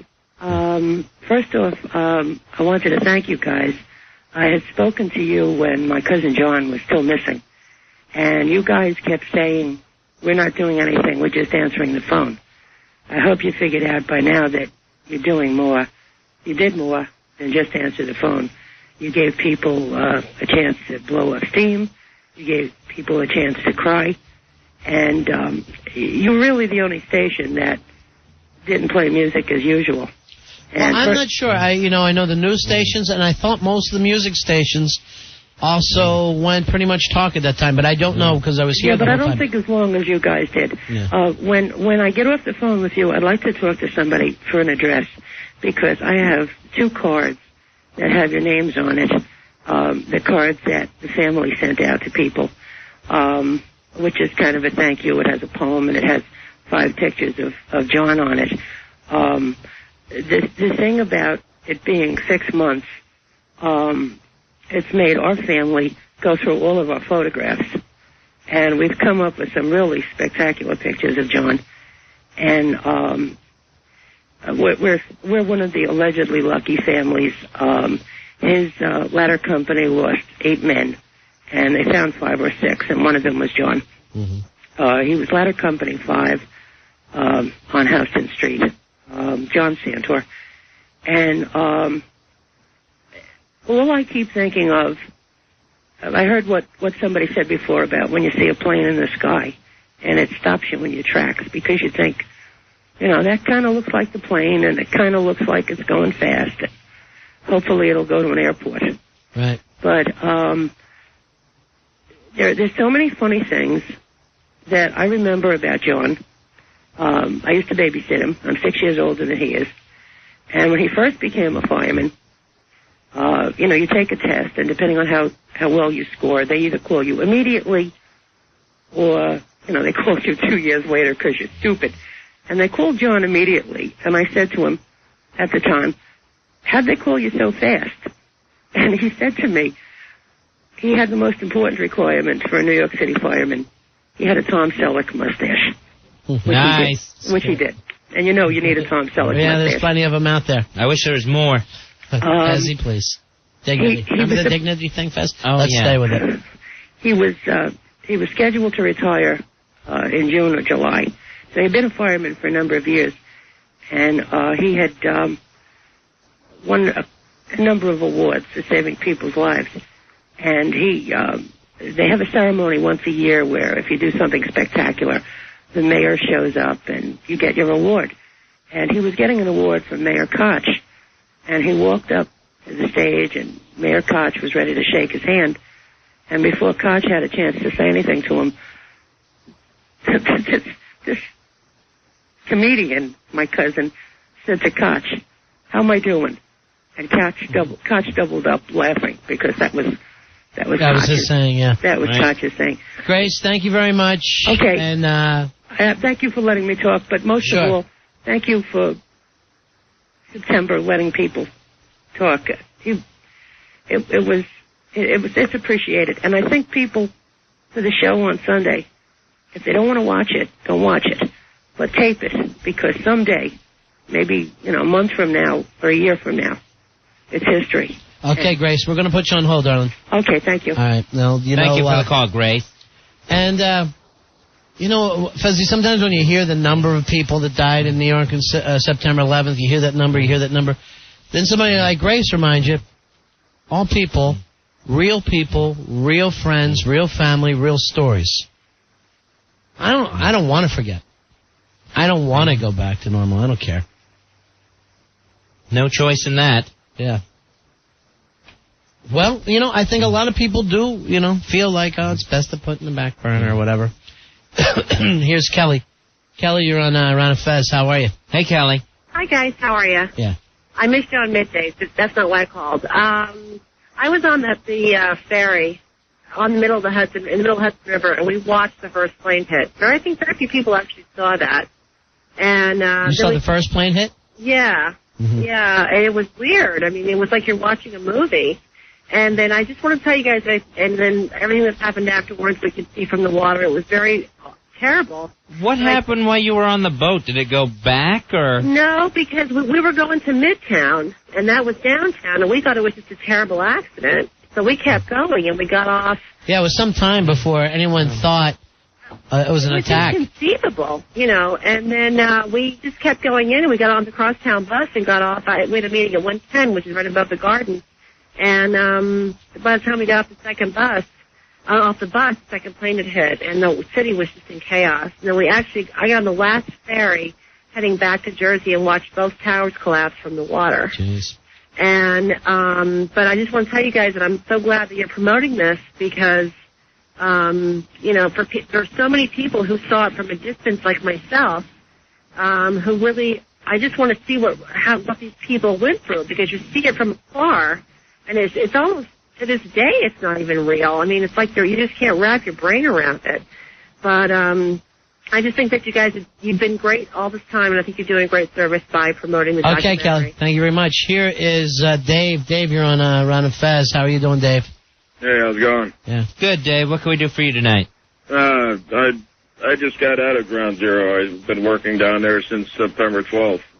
Last week was my last days down in there, and I still go in on weekends, but I think it's important for everybody to see. I've talked to family members on the West Coast, and you know, they really haven't a clue of what's going on. You know, being down there as long as I have, it's like you look at, you know, when things were happening in the first few weeks, just walking around the site, you couldn't comprehend the whole thing, even while I was down there. You know, I mean, it was like seeing snapshots of it because it was so big. You know, it wasn't until, you know, for me, getting up on top of the World Financial Center when we were setting up cranes up in that area that you realize, wow, how big this thing actually was. You know, and then just the devastation that was going down in there. You know, I mean, there's a lot of people down, you know, that weeks after, you know, within weeks of it happening, were carrying on their lives like nothing happened. Yeah. You know? You know, I guess there's got to be some kind of balance between you carry on your life and that you remember, and then hopefully, you become better for it. You become better as a country. You become better as a person. I thank you, Dave. We'll take a few more calls here. Here's Tom. Tom, you're on Ron and Fez. Hey, Tom. Hey, well, I'm sorry. Police helicopters went right next to my window. Yeah, listen, it's Tommy V. How you doing, guys? Listen, I saw that movie. A friend of mine is in the fire department. He's kind of a bigwig, and several months ago I did see it. And I was interested in seeing it, and when I was watching it, like maybe 20 minutes into it, I just got so numb and so depressed again to rehash all the bad memories and the bad feelings. I told him to stop it. I couldn't even watch it anymore. You couldn't handle it. I couldn't, and I really thought I could have because I really wanted to see it. And like I said, you know, just seeing the devastation and you know, up close and inside, and you know, there were 3 floors combined, and they were crushed so badly. 10 inches. It was 10 inches. There was 3 floors covered in 10 inches. Right. And Ron, I'm telling you, my mouth, I was just wide open. Like I said, I thought I was going to be able to, you know, see I saw 20 minutes of it, and like I said, it just brought back that day. And maybe this will be good for people, especially like you said on the West Coast. You know, people who are really far away from. My sister's out on the West Coast now, and you know, she still remembers it very much so. But she says, you know, even her coworkers there, and it's like you know, no big deal. It's an afterthought. I think it's very important for them to see this as much as, you know, we have to see it, because they really have to understand what kind of devastation this was. I don't think they understand the magnitude of what exactly happened here. All right, thank you very much. All right, have a good day.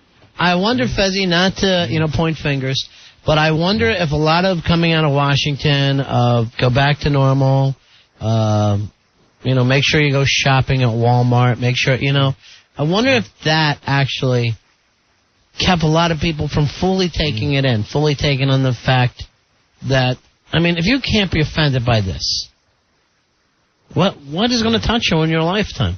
We got the mixed messages at some points or in the days after of please go back to normal when things start to open up again. Go back to your daily routine. And then at the same time we were being told the world will never be the same. Right. And we're going to have to make some sacrifices and everything's going to change. Very weird. All right, here's the Heckler. Heckler, how are you? Hey, Heck.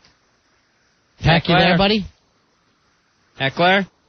We lost him. No heckler. We'll take one more call, and then we're going to take a break. Here's Shannon. Shannon, you're on Run of Fez? Yes, how you doing? Calling the gang, baby. I don't know. I guess I was just listening. I was just moved again, like it happened yesterday. Yeah. And I guess I just wanted to call up and say that I worked for the Outback, and they had volunteers go down and hand out food from the second day that it happened. And you could just see the support on all the policemen and firemen's faces from everybody who's done something. Mm-hmm. And well, Bloomin' Onion is going to pick you up. Yeah. There's no doubt about that. yeah, so I guess that's all I wanted to say. All You right. guys are great. Thanks a lot. I thank you. Outback, busy. Yeah. Here's Randy. Doing good work. Randy, you're on Run of Fez? Hi, Hey, Randy. Ron Fez? How are you, my friend? Good, good. We up in Canada, I haven't forgot. Canada? Yeah. Great. I'm out of Ontario. Mm-hmm. We haven't forgot all about it. Yeah. Okay, thanks. Thanks, Randy. All right, so we got Canada backing us up. Oh, good. It's good to know. We'll take a break, Fezzy, and then we'll move on. Sunday night will be that documentary. I thought to myself, oh, yeah, I'll be able to watch this, and I'm going to feel... And then Tommy just kind of freaked me out when he said he watched it, and it was too overwhelming. Yeah, he got 15, 20 minutes and then said, please, no more for me. So, it will be on Sunday. And then, of course, the memorial's on Monday. All right, 877-692-1027. It's the Ron and Fez Show. Ron and Fez. 1027 WNEW. Spring is in the air. You can feel it. The temperatures are getting warmer. Fezzy, spring is in the air every day I look around. What was that song? Spring is in the air every time I look around. What the hell was that? Someone grab Black Girl. He'll know. So that means it can't be long before Sam Adams Spring Ale is in stores everywhere. What? A spring ale? A spring ale. An ale made only for spring? I think it's made actually with spring, Ronnie. Wow. Sam Adams Spring Ale, the #1 spring seasonal better beer in the U.S. Rich, smooth, refreshing. It's an American ale. You know, that's what I want in the spring. I want rich, smooth, and refreshing. Mm-hmm. And then spring is in the air every time. Is that Lou Reed's? Not Lou Reed, Lou Rawls. Was that him? Yeah, that's Lou Rawls. Where's Black Girl? Get him in here. And ask him why that one song sounds like they're saying Black Girl instead of Black Girl. Celebrate the arrival of spring with America's best tasting beer. It's Sam Adams. Be a better beer drinker. Drink a better beer. Sam Adams is America's world-class beer. Here's Earl. Earl, who did that? Spring, love is in the air every time I look around. It's driving me nuts. Clarence Carter? Clarence Carter did that? Clarence Carter did Smoking. No, that's Stroking. Stroking. We were stroking. Stroking to the left. And then, of course, Clarence Carter did the greatest song of all time. Patches. Patches. Oh. Every morning before I went to school. Patches. All right, I'm depending on who did that? Love is in the air. That's driving me nuts. Tom Jones did a version. I don't know if he did the original. No. Tom Jones. Tom Jones. Here, remind yourself this. Tom Jones never did the original anything. All right, but when you're talking original, Fezzy. Sam Adams. Sam Adams, Spring Ale. And I'm going to keep looking around to see if somebody will remind us who did that song. That Love is in the Air song. It's driving me out of my mind, Hawk. You're either going to have to get me that song or an ice bag that I can wrap around my forehead because I now have got a headache. Do any of the callers have this, Billy? I see you up there acting like the fool. The Love is in the Air answer? It's driving me I know they'll crazy. beat the producers. All right, you know what? Get me Sam Adams in their Spring Ale, Fezzy. And we'll sit with that. And I'll tell you this. No one gets a Sam Adams until we find out who did that song. You understand it? That goes, Roy, you know, that goes for you, Hawk, Billy, especially Billy, even Al Dukes. Great. All right, here's Freddie. Freddie, you're on Run and Fez. Hi, Freddie. Card holder 6557. Love his show. Hooah, hooah. Yeah. All right. John Paul Young, buddy. John Paul Young, thank you very much. And I have... Wow, there's a winning All right, cowbell. cowbell. I'll tell you, love it. we're going to give you a prize for that. All right. I man. wish we could give you Sam Adams, but we're keeping that for ourselves. Give me whatever you got, man. That's the new Spring Ale. But Kia Boy has already backed this up on the instant feedback, Fezzy. With the John Paul Young. Yeah, John Paul Young, who... 1979, brother. 79. All right, my friend. Hold on. Thank you. There what you did have Lou it. Rawls do? Lou Rawls did that Everyday People song or something like that. Not, You're Gonna Miss My Lovin', but... he did Natural Man or something like that. Like a natural man. Every day you're going to miss my loving. Yeah, Lou Rawls is great, and still is great. He's around somewhere. And so Sam Adams. Sam Adams, actually, Fezzy, is Spring Ale. Which we should mention, Sam Adams, somewhere during the Sam Adams spot. I'd love to talk about, old soul music, but you can't. No, you want to talk about the Sam Adams Spring Ale. All right, be a better beer drinker. Drink a better beer. Sam Adams and Sam Adams Spring Ale. It's America's world-class beer. Ron and Fez. You're scaring me. Stop it. 102.7 WNEW. This is see. All right, now everybody gets their Sam Adams. Nice! Hurrah! The great John Paul Young. Not to be confused with the great Paul Young. Yet they all love the soul. Any of the Young family, except for Neil Young. He despises it. Fezzy, talking about whether Letterman is leaving or not, I didn't know he was making that kind of cash. Yeah, making, I guess, $30 million now. $30 million, and you hate your job. $30 million a year, and you're going, my bosses are a-holes. And according to reports, ABC's offer was $31 million. Right. CBS came back with $31.5 million. All right, now you're nickel and diming right. me, baby. Anyway, he'll leave? I honestly don't see him going. I think Les Moonves needs just to go over there and look and say, Letterman, I'm sorry. I'm not going to bother you. You'll be talking to somebody besides me. I'll completely be out of your hair. You're Dave Letterman. You're the big man. I don't want any part of this. And trouble tonight, big man. I think he'd feel better. I think he would feel much better. They're coming up with a short list of people that could host us. And we started talking about this after the show last night in our office.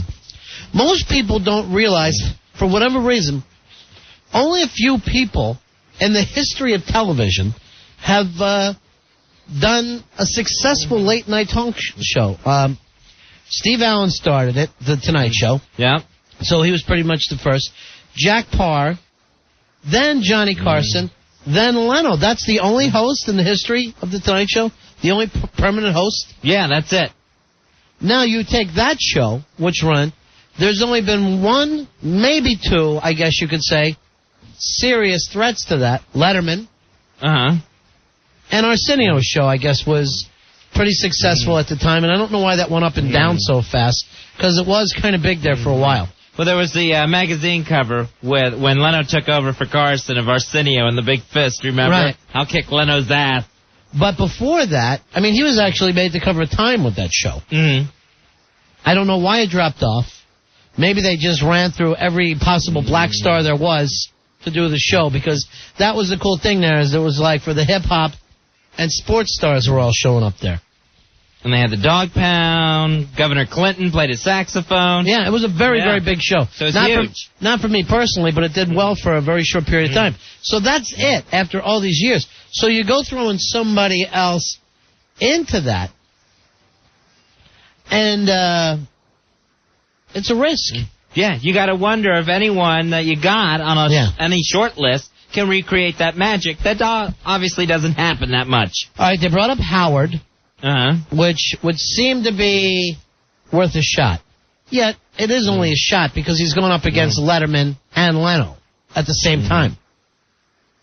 You think he could pull it off? No. What about if it was like 7, 8 years ago? When there was more heat, yeah. I mean, not that he would beat Letterman or Leno, but the shot would be better. I still don't think he could have won. Because when you're playing to Kansas City, Missouri... All right. Who better than Howard, then? Who would actually have a better shot than Howard? I can't think of really too many names. I brought up Jimmy Fallon's name last night when we were just kicking around. Then I understand he is on some short list. But that's really unproven. But you want to, I think, catch a younger guy on his way up. Not another guy in their 40s. Yeah. Or that people already know. Let's say a Dennis Miller or something that's already had some kind of failures behind him. Another name that keeps coming up is Jon Stewart. Yeah, that's a good one. Actually, Jon Stewart. That's on the short list. Now, you think Conan would have been a good idea, but he just re-signed like an idiot a short time ago. He's making a measly $7-8 million a year. Yeah, the story on him was Fox was interested in giving him an 11:30 or 11 o'clock slot. Fox, please. He did the right thing there. And then he had no idea that CBS and ABC were going to come available. But, CBS is acting like, well, we're making up this list. Hey, guess what, guys? You guys had a list for 50 years. And it sucked D every single time. You never were able to pull off anybody to go up against Carson in all these years. Rarely did they even try. I remember, what was that one show that just kept it was some sort of Nightcrawler show or something. It was just reruns of an old scary show. Yeah, you'd always have Rockford Files or something like that. Uh-huh. Now, Jon Stewart's kind of an interesting name there. Jon Stewart, coming off some heat. But remember the guy who hosted the show before Jon Stewart, who does the show after Letterman? Craig Kilborn. Had the Daily Show and then went to the Late Late Show. Have you seen that abortion late at night? Awful. I don't even know what that's about. I don't get him whatsoever. He's tall. He brings that up a lot. All right, Earl just handed me Dennis Miller. Dennis Miller tried it before. He's already got a failed talk show behind him. That's kind of a bad thing. And, now he's just got canned by ABC on the other deal. It just doesn't... It seemed like you need a certain amount of momentum to be able to pull that off. Instead of going in backwards. Right. Now, you were a fan of this Craig Kilborn's, Joe? I would watch it once in a while. I didn't get the whole thing. All right, thank you very much. I tried. Last night, I was a big fan of his, and, I tried to bring that onto the air. I made a mistake. Yep. Here is Scott. Scott, you're on Ron and Fez. Hey, Scott. Hey, Ron and Fez. I'm so glad you guys are talking about this right now. I've been wanting you guys to talk about this late night situation for the longest time. And I just want to know... You could have called and asked us. You didn't have to wait. Yeah, well, it's hard to get through sometimes with, Yeah, go ahead. We won't go there. But, am I the only guy in America that believes that Jay Leno is painfully unfunny? Here's my problem. I'm old enough to remember when he was very funny. When he was a stand-up in the 80s, he was smoking. He was the guy. He got that Tonight Show. And when it used to be Jay Leno guest starring on Letterman back in the 80s, everybody loved it. That was the pinnacle of what comedy was, stand-up comedy was. And he is just the biggest ass kisser now. He's the biggest idiotic middle-of-the-road guy you never imagined. Do you remember when he first got the Tonight Show? Yeah. He was bombing. If you remember, he was really bombing, and they revamped. I guess he fired his agent. He revamped the show. He came out with that little unique mini stage in front of the main stage. He revamped the set. He's got his stooges in the front row clapping and going crazy, and he's just not funny. He is so unfunny, and the monologue goes on forever. Right.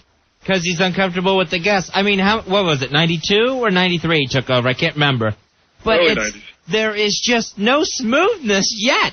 That thing where he slaps hands like the frickin' water boy at the beginning of the show. Yeah, it's embarrassing. And he keeps repeating he'll say a joke, and he'll repeat it 2 or 3 times. As he nods his head. It's brutal. One thing we were talking about is just how unsmooth, like if he has a comedian sitting at the desk with him. Yeah. How he'll lead the guy into his own material, and there is no smoothness to it whatsoever. People forget that Johnny Carson was actually very good at that show for a long time.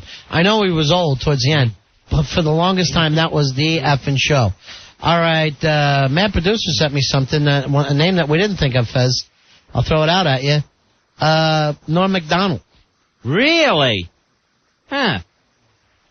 You're saying no over there, Roy? You will not buy Norm Macdonald? I just mowed. I know. I like him. I think he's funny at times, but as far as interviewing guests and stuff like that, I think he'd be horrible. He'd just make fun of them, and it would just not go anywhere. So what? You're having the sex there, are you? That's what you're doing. All right, you're ruining it for me. Okay, I understand. Dennis Leary's name is popping up here on the instant feedback. He might be a little too brash. You need somebody. I mean, that's the thing about Howard. Would Howard be too brash at that time of night? People are, kind of watching that show while they're in bed. I mean, people would even say that about Letterman in recent years. Wow, he can be really mean. Yeah. I mean, and that to me... Where Jay is the nice, happy, friendly... Right. So, I mean, if people are looking at Letterman as being mean sometimes, some guy, like you said, a Howard or a Dennis Leary, they could look just furious on stage. Here's Patrick. Patrick, you're on Ron and Fez. Hey, Patrick. Ron and Fez, Big Ass 13893. Hooah, hooah! Hey, I want to nominate Chris Rock for the list. Chris Rock is actually, I heard, one of the names that's being out there. Chris Rock, very talented guy.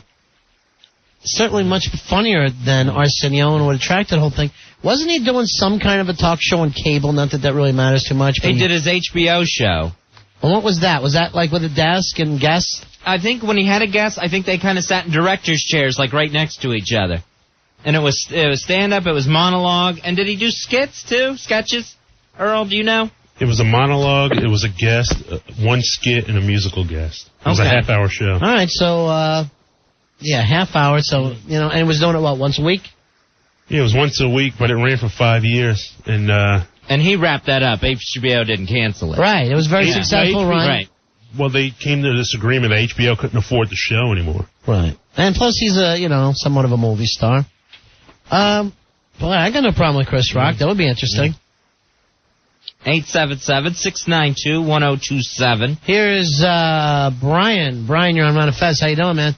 Hey, Brian. Hey, cardholder 13514. Hooah, hooah! Hey, guys, what about Martin Short doing Jiminy Glick? Oh, God. Golly. Is there anything less funny? And then Brian hangs up immediately. Yeah, right. Like it was a crank call. Like he tried to drop the F-bomb. That's... Martin Short, what you're doing is old David Lee Roth videos. That's it, thank you. Why don't you just start bouncing out with just a gigolo right after? God. And he's too funny. Martin Short's a funny guy. He's too funny to be doing that crap. Funny, ha-ha, funny queer. Here's Adam. Adam, you're on Ron and Fez. Hey, Adam. What's up, guys? Big ass card holder whenever Al Douche gets off his ass and sends it to me. Sure. What about Colin Quinn? Have you guys seen him do Weekend Update on Saturday Night Live? He's really funny. They're giving him a show on Mondays. What is that show? It's going to be the Colin Quinn show. Is it a talk show? No, it's going to be on at 9:30 on Mondays. I think Sitcom? Well, there you go. I think he would be better at that. Colin Quinn actually did one of the funniest Larry Sanders things when he was Artie's son. And that's the first time I ever heard the term dropping the kids off at the pool, which I screamed. Here's Jim. Jim, you're on Ron and Fez. Hey, Jim. Up, guys? Yeah. What about David Spade? Ooh. He is the most sarcastic guy in the world. I think he'd be great. David Spade. I never would have thought about that myself. He's about the right age, Fezzy. Right. He's got a hit TV show. Right. He's got Saturday Night Live alumni experience. I'm sure he'd like to have an extra $30 million a year. Mm-hmm. I don't, he's done some bad movies. It's not like he has a long-term movie career ahead of him, especially now that his partner's dead. Right. Yeah, good point. Could he pull it off? I think he could. Or does he look too easily for America? Let's not act like Letterman and Leno are attractive men. That's the beauty of this. I'm going personality-wise, too. All right, Earl's coming over. Earl, what do you want to bring up? That's Steve Harvey. All right, can you ever bring up one white person just once, please? So we drop the racism thing for 5 seconds. Is he going to come out in his long tuck suits? If you were going to go black hole, Steve Harvey definitely should be one of the guys. Everybody likes him. He's very likable.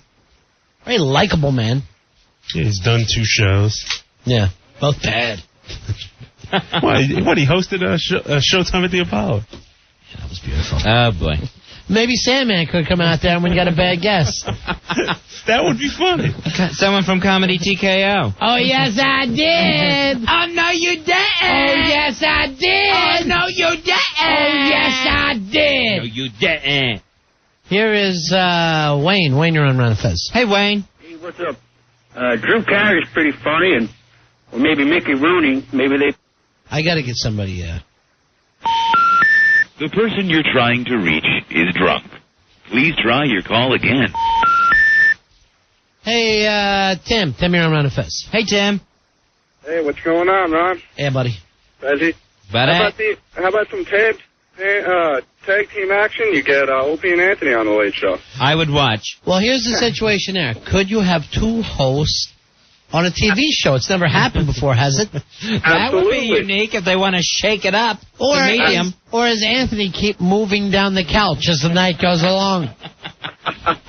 And is TV ready for the putting women in the drum? I say yes. Let's try it. By the way, guys, Dennis Leary, David Spade, both good choices. Yeah, all right. All right. David Spade seems to be in. Now, when I was talking about the other kid, the one who's doing the news right now, Jimmy Fallon. Al tells me all excited. I saw him walk by today.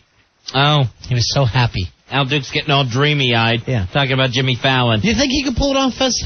Jimmy Fallon, I think Jimmy Fallon's a fine choice there. All right. Here's Andrew. Andrew, you're on Running Fez. Hey, Andrew. Hey, what about Tom Green?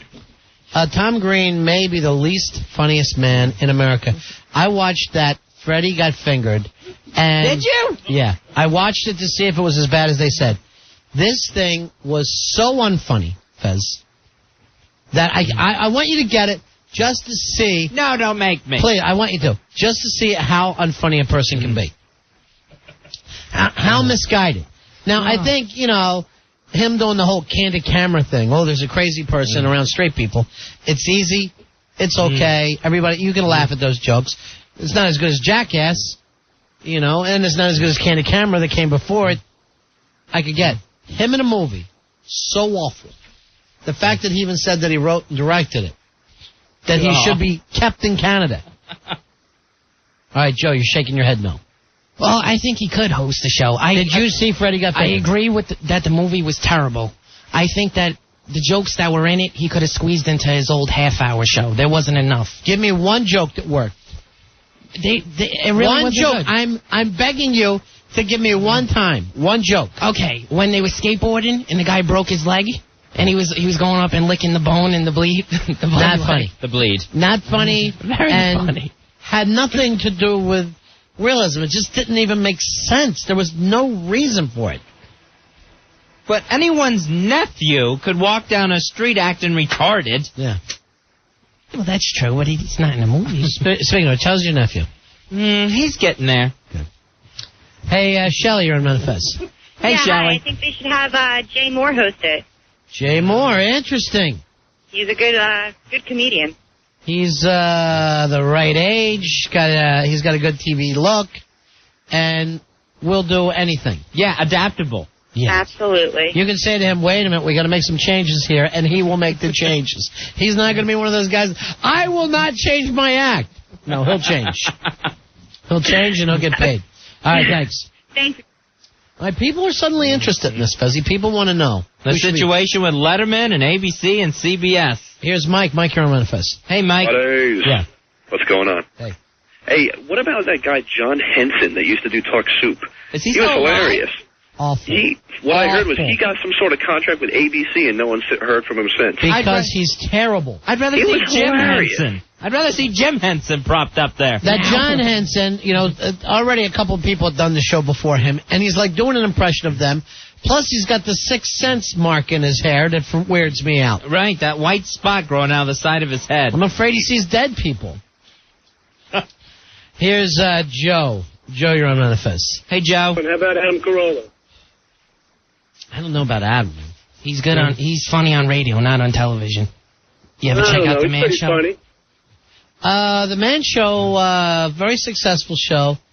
What do you do without Jimmy Kimmel? Why not just run the Man Show? There you go.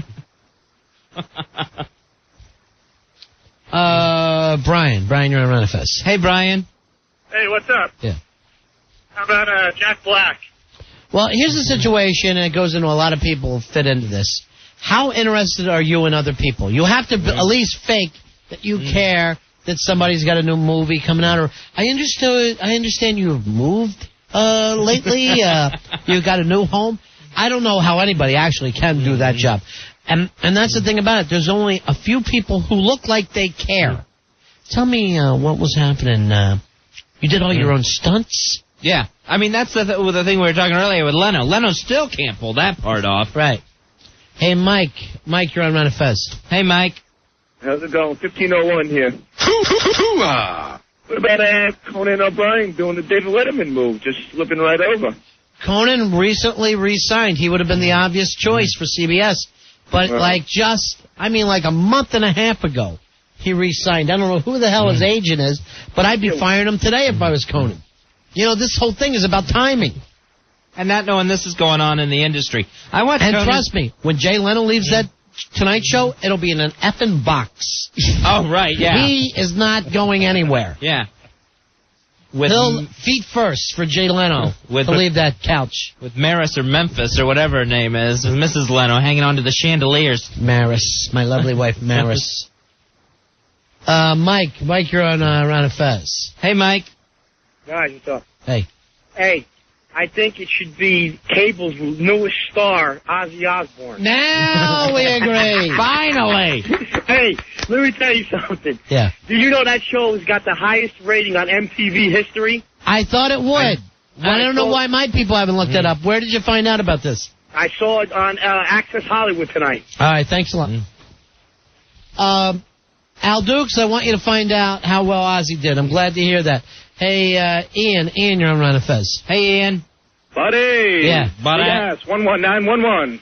Hey, everybody's talking about males. Why don't you bring that girl Kelly Ripa over from Regis? She does everything. When I look at Kelly Ripa, all I can think about is banging her. Nothing else enters my mind. Rip her clothes off. Rip her clothes off. I think she's so effing hot. She's adorable. And I got to meet her in FAO Schwartz. Did you really? Uh-huh. Was she just like shopping there? No, she was signing baby dolls. What baby doll? Baby Chow Chow. What the hell's that?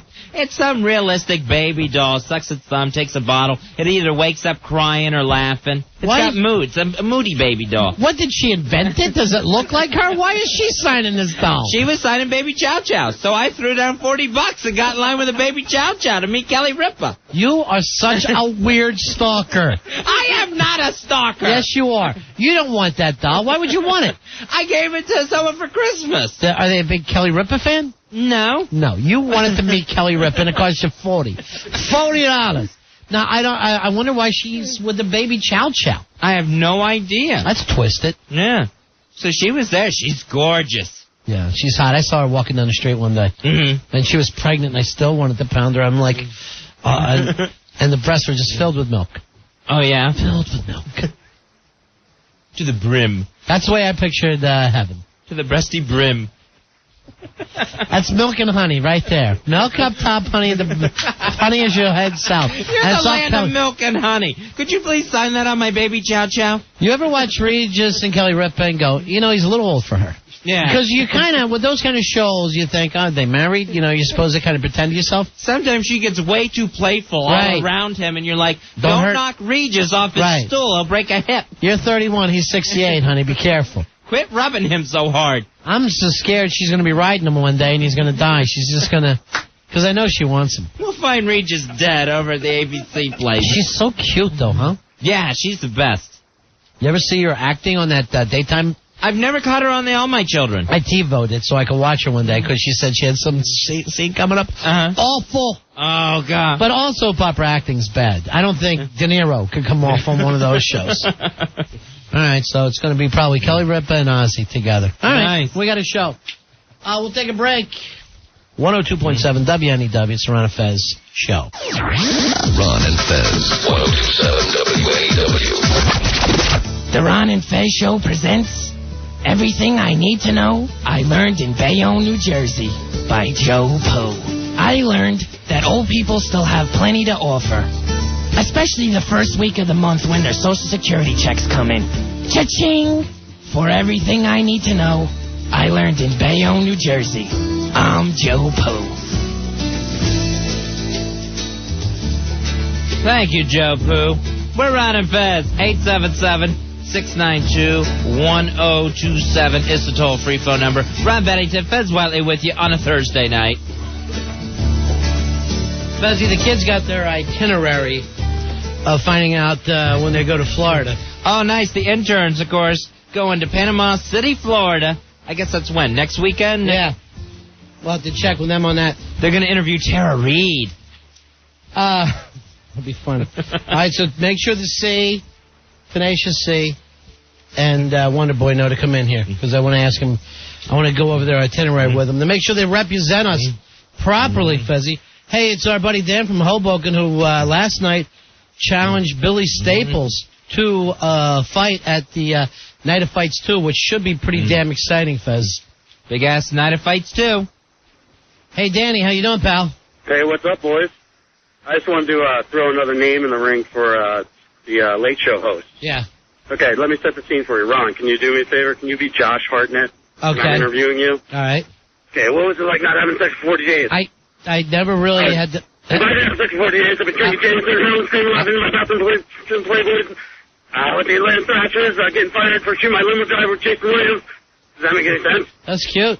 That was cute. Yeah, well. Hey, so you ready for this Night of Fights? By the way, we got to find that thing when we did the Pharrell thing, the promo. Where somehow we ended up on a Sports Guys promo. Yeah. All right, hold on. Where is that? Where's that promo at? Have you found it, Roy? Yes, I do have it now. All right. It was under lock and key last night. I know that. Now you do have it? Yep. All right. Should we go ahead and listen to it? Wait, hold on. I don't know whether we even wanted to do this or not. Fez, we said we wanted to listen to it. Yeah. Yeah. So, Dan, how are you? If you stealing Fez's bits now, or what's the deal with you now? You've been hearing him do this for weeks. Now you're stealing Fez's bit? Doing Pharrell on the air? Is this what it's come to now, Dan? I stole his bit. That's cool. Everyone does the impression, but I stole it because I stole his bit. Yeah, but you're doing it on this show, where Fez does it on this show. Doesn't that seem a little odd? Don't even worry about it, okay? Everybody does Pharrell. For the guy who does the worst Chris Farley impression of another character. Oh, ouch! You know, see, Dan, the difference is I make a living doing this at it. I'm not a wannabe. He makes fucking building at Pips with it.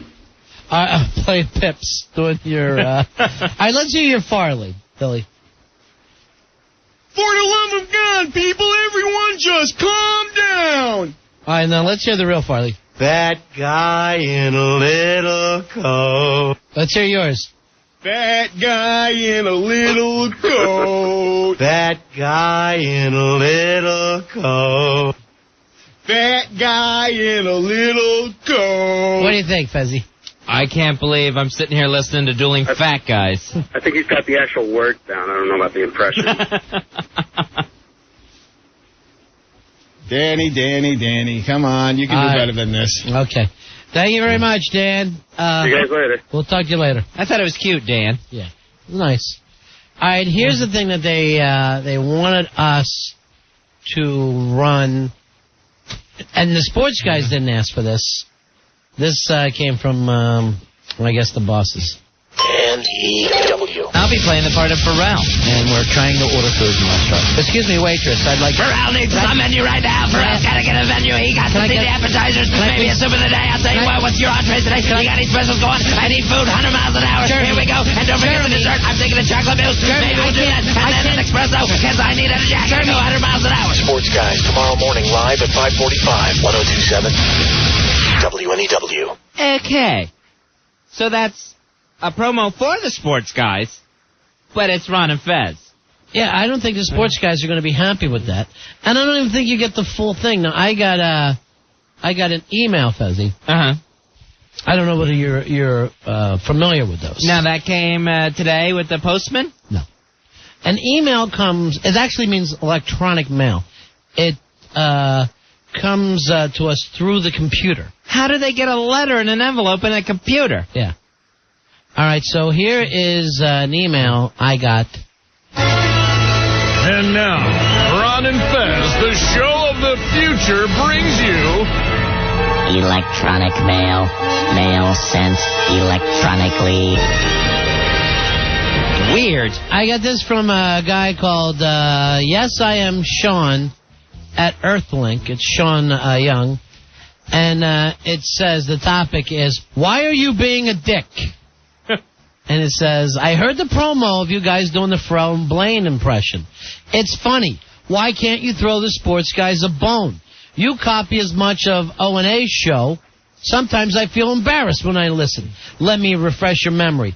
Get your balls out. Get your balls out. Right. Norton's saying you stink. You stink. Why, once I even heard you play the silent game. Why do you got to be such an a-hole when the sports guys use your bit as a promo? Sean. Thank you, Sean.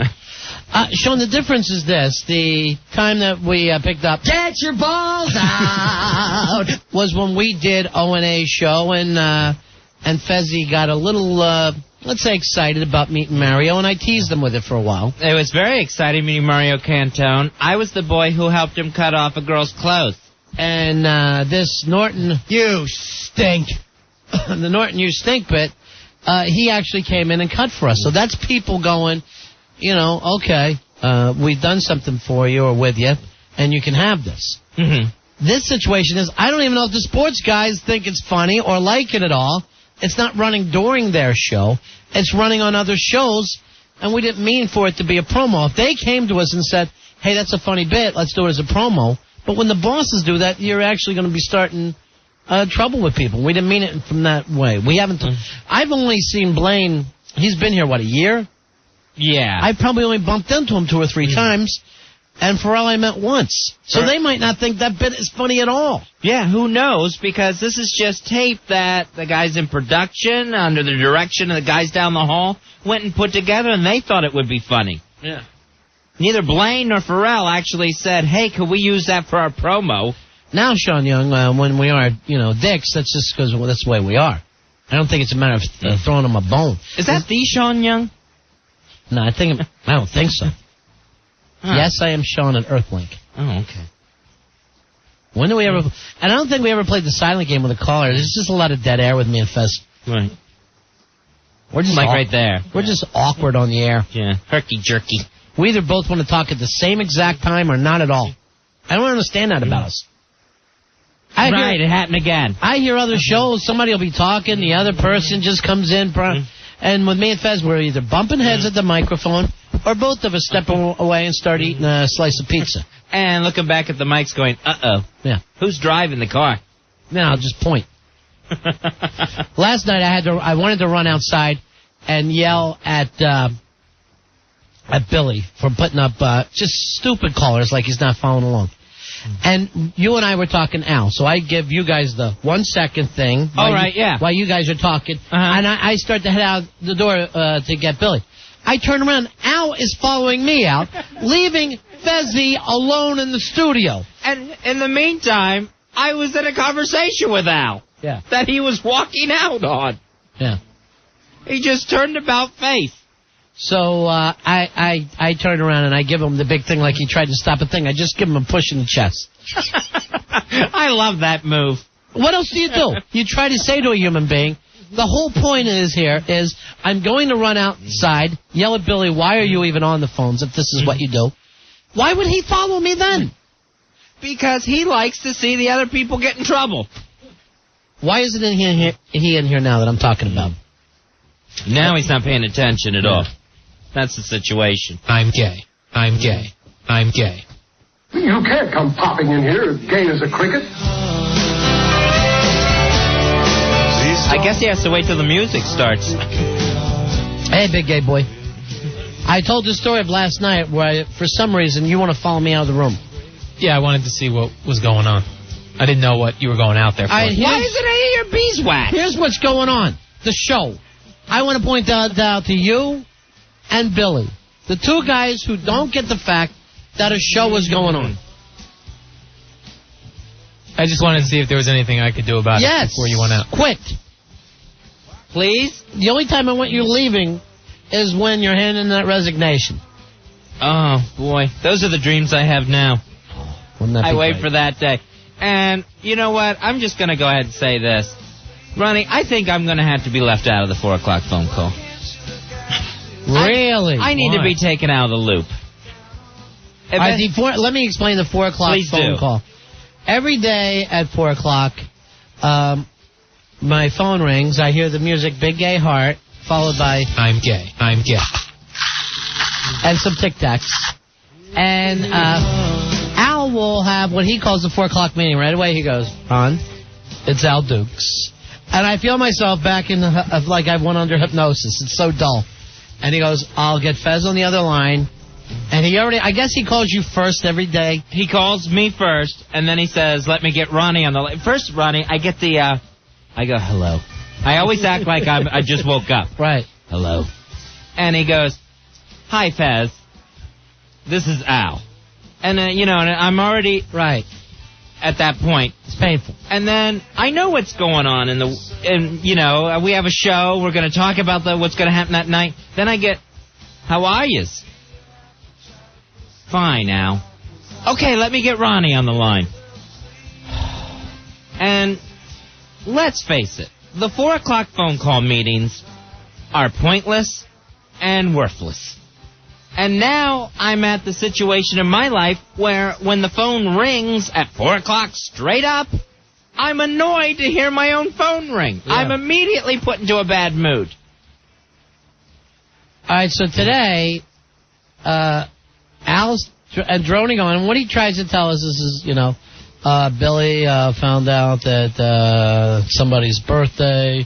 So maybe we could do a thing on what was your best birthday. And I mean, that's what we get. And he's gone, and he goes, for tonight, it's best war movie you ever saw. And I go, why would we do that?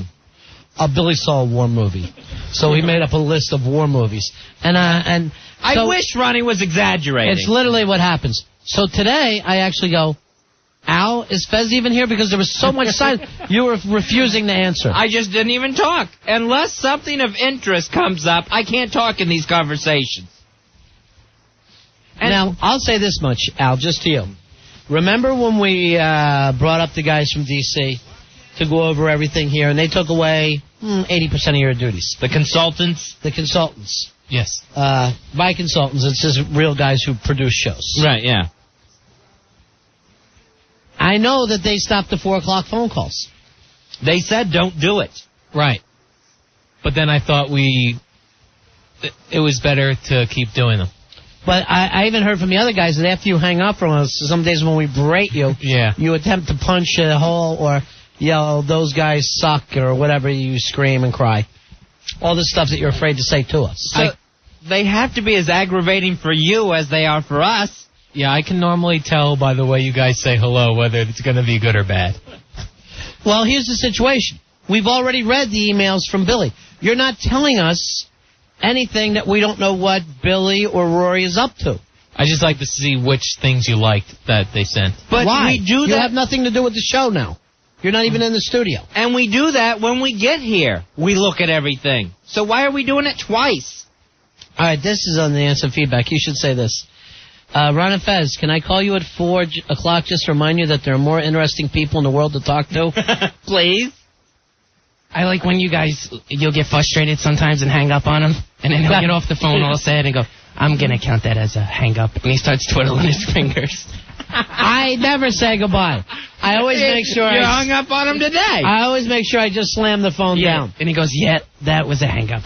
And what are you doing? You're writing those down? No, I just try to keep a mental note that doesn't happen a lot because I think it happened earlier in the week also. I think this week was 2.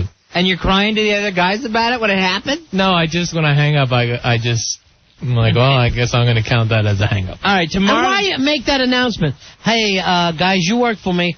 I want you to let you know that I have nothing in common with the creative people on the show. I got no stroke. Even though you guys are supposed to answer to me, you're answering to a dead man. Well, because they look to me to see how it went. Well, sometimes before the phone call... They look to you to tease you. Go ahead, Joe Poo. Sometimes before the phone call, he'll ask us, what do we have to tell them? And we'll either have something or not. And then he'll go, who wants to take bets that they're going to hang up on Because these guys have nothing... I talked to Billy. He's like, I was on the train all morning and meetings or working out. So he'll have nothing. Then Joe, if he's got nothing, now I'm like, now I'm screwed because... Then Look, why here's call? The thing. You don't have to call us. You're the only one paying attention to the 4 o'clock phone call. It means nothing to me, and Fez has just fired himself from it, saying, I don't want to be bored with the 4 o'clock phone call anymore. Ronnie? You're the only one who sees value in it. And I swear to you, this is the God's honest truth. Tomorrow's Friday, Ronnie. So what's he ask every Friday at the 4 o'clock phone call meeting? Will we be having a Fezzatorial tonight? What Friday don't you have an effing Fezzatorial? And then he goes, and what would the topic be? And that's none of your effing business. Every single day, he acts like he should, every Friday, know what Fezzatorial is going to be. Like he matters. I just look to see if we're going to do anything else around it. Like, I'm going to say it's Black History Month, and you're going to say, oh, no, can do, and I'm going to change it all up. Is that it? No, I just like to know. You want to start rewriting Fezzatorials? No, I look forward to them, so I like to know what they're about. Why don't you, the rest of the listeners, because that's all you are, Al, a listener to the show, why don't you sit down and be excited when you hear it? Yeah. Stay home and tune in like everyone else does. You want to start doing that? No. You'll still get your check from Jeremy, but you don't have to waste your time coming in and out. I hate it when I send something to Billy, like first thing in the morning. I shouldn't say first thing, but like 11 o'clock and noon. I send something to Billy to work on. Billy works on it. 4 o'clock, that phone rings, and I will say, Billy's got this situation. He's got this bit he's worked on. And it's something I've known about for the past 8 hours because I'm the one who gave it to him. He'll actually do this. I got an email with a pretty good idea, and he'll tell it to me, and I'll go, Al, read the address. Yeah, it's from Ron and Fez at AOL. That's you. I go, you are reading me back the email I sent to you to take care of.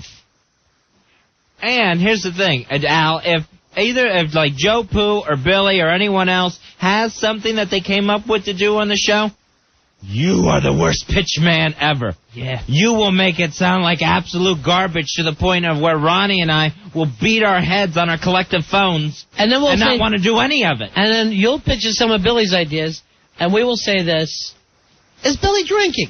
Because it sounds so bad.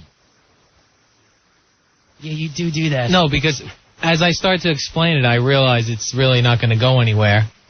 And then... Is that your fault or Billy's fault? I think the idea's fault. As I'm saying it out loud, I'm realizing it's not going to fly. Not the way you sell it, and then it doesn't have one chance of flying. Nothing you do seems interesting. You once told me on the phone during a 4 o'clock phone call meeting, Billy has this thing, it's about people. People that might have died at some point. And I went, what the F? That makes us think that Billy's drinking.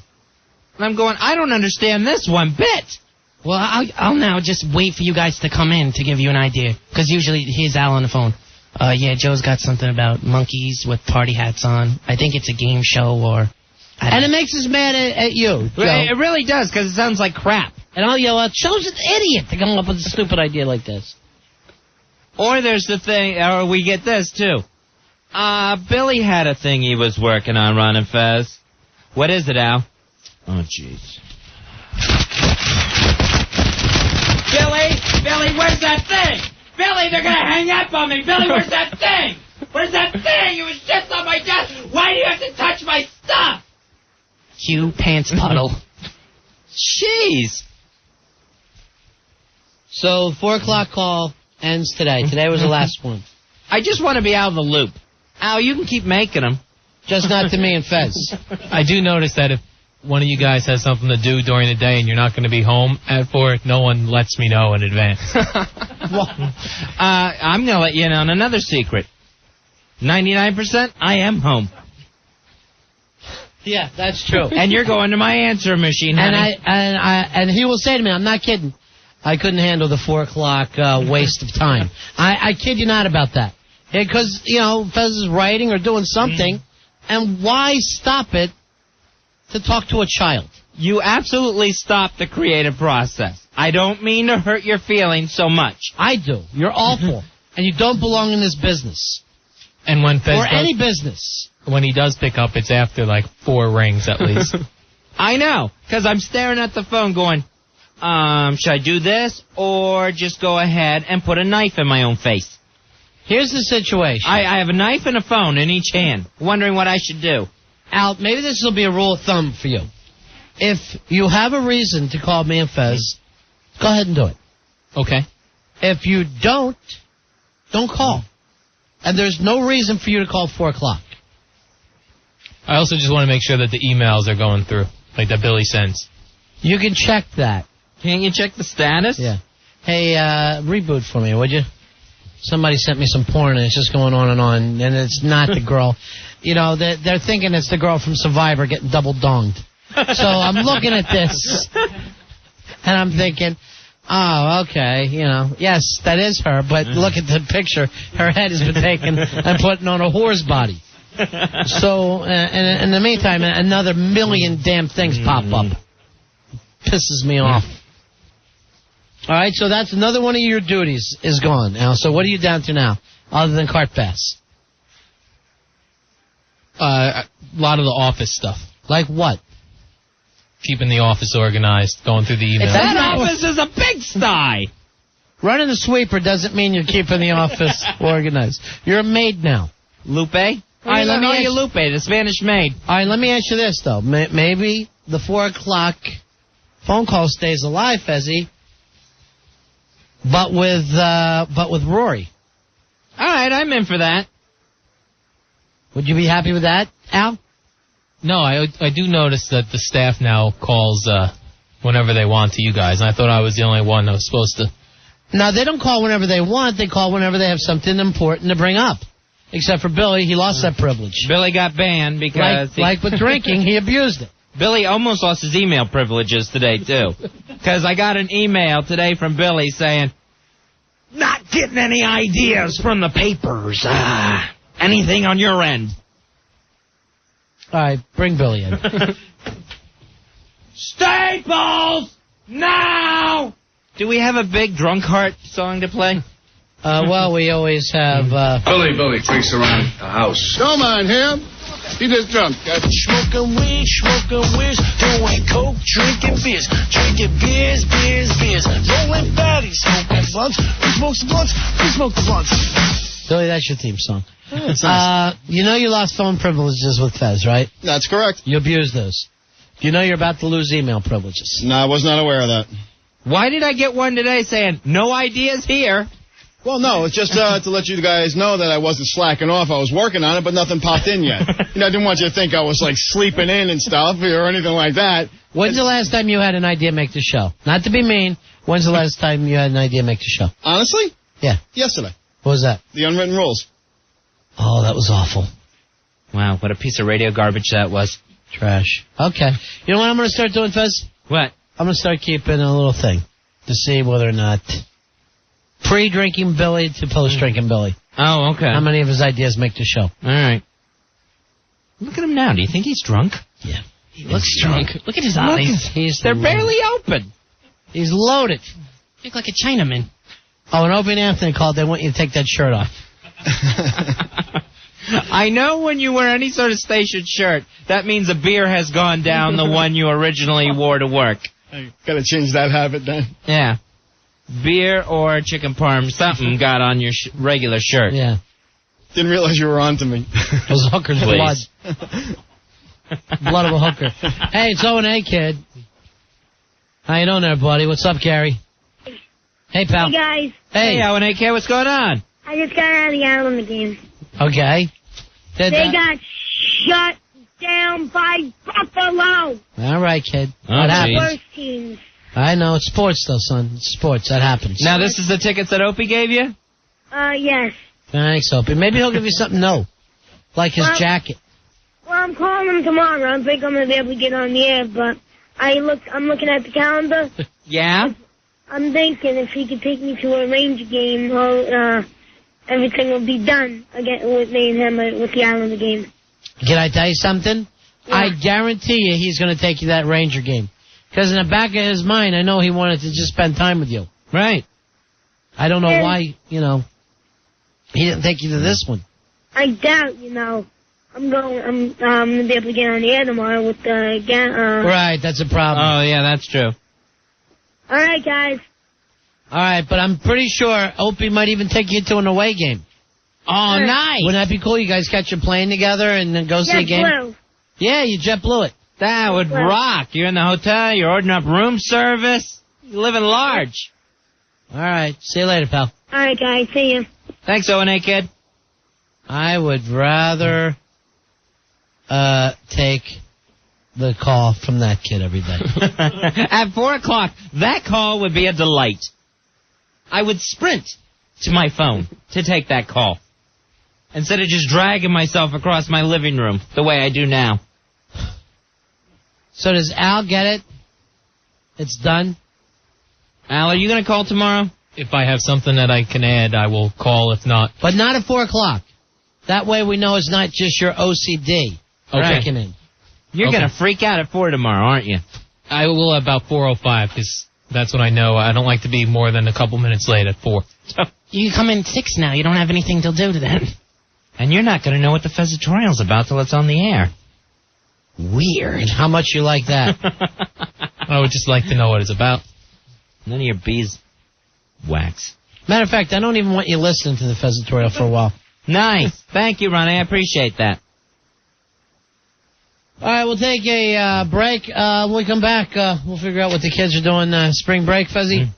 It's Ron and Fez Show. Ron and Fez. 102.7 WNEW. NEW. Ron and Fez Show presents Everything I Need to Know I Learned in Bayonne, New Jersey by Joe Poo. I learned that nothing in life is free, and that includes a handy from your mom. For everything I need to know, I learned in Bayonne, New Jersey. I'm Joe Poo. We're Ron and Fez, 877-692-1027.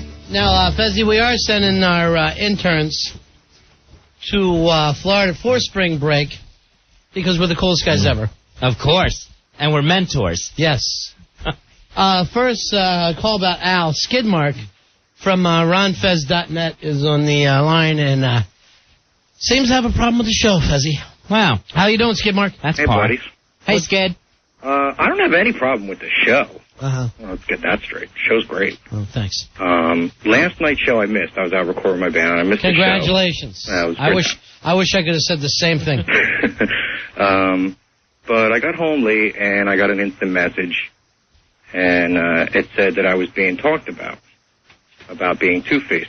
All right, I know Billy had a problem with some of the messages on the board not being enough. Who talked about you? I don't know. All I heard it was either Billy or Al. All right, let me call Billy and Al in here before we move on to the show and see which one of you guys had a problem with Skidmark from the board.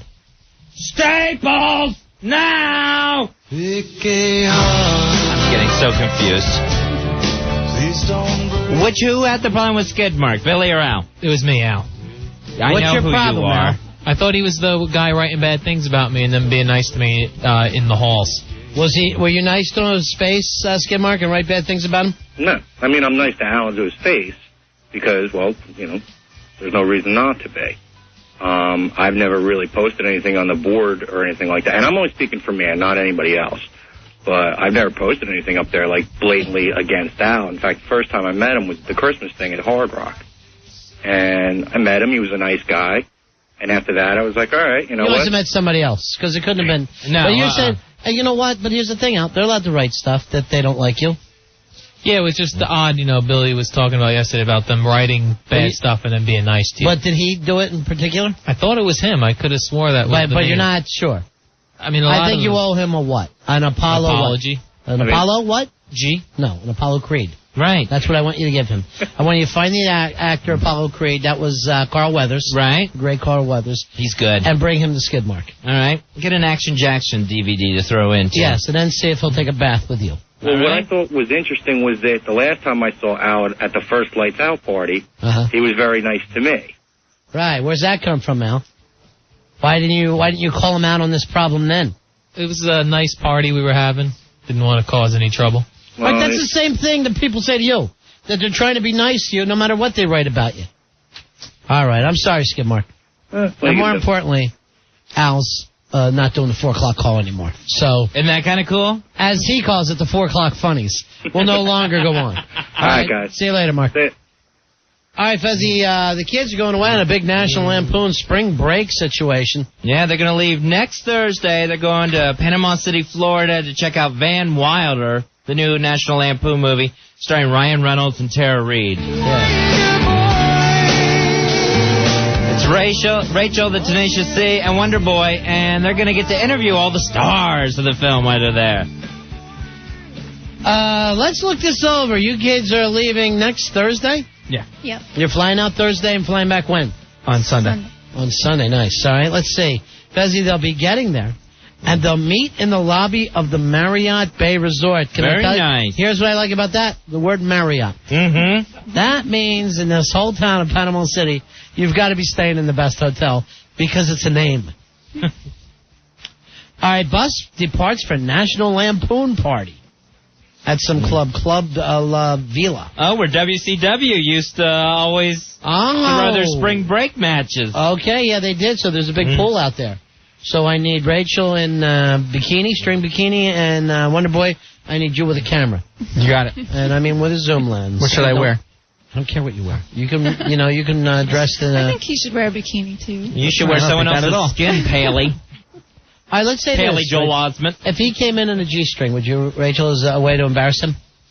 I think that'd be good. Yeah, I can all right, we'll do that. All right.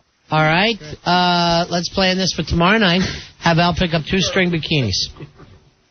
Very nice. All right. Rachel, you make sure you have a camera. Yeah. Well, we'll put it on the web if that's what he wants. Okay, let's see. Then you come back at 11:30. Not a big party night, but it sounds like free drinks. Yeah. Now, free drinks is wasted on you, right, Straight Edge? No, but I know how to give them to the ladies. Oh, You mean give him to me? yeah. Keep her plastered. Yeah. Keep her plastered in a string bikini. You'll have the zoom lens camera. Yes. Keep dropping your keys going, honey, get that, please. Thank you. What pictures of her? What's that messy drunk site? There's girls that are just drunk and their dresses are up. All right, let's see. All right, then we get some nice sleep. Okay, right, good, because you're going to need it. Nice. Now, why does it say that you're checking in the I don't know, morning? but that scares me.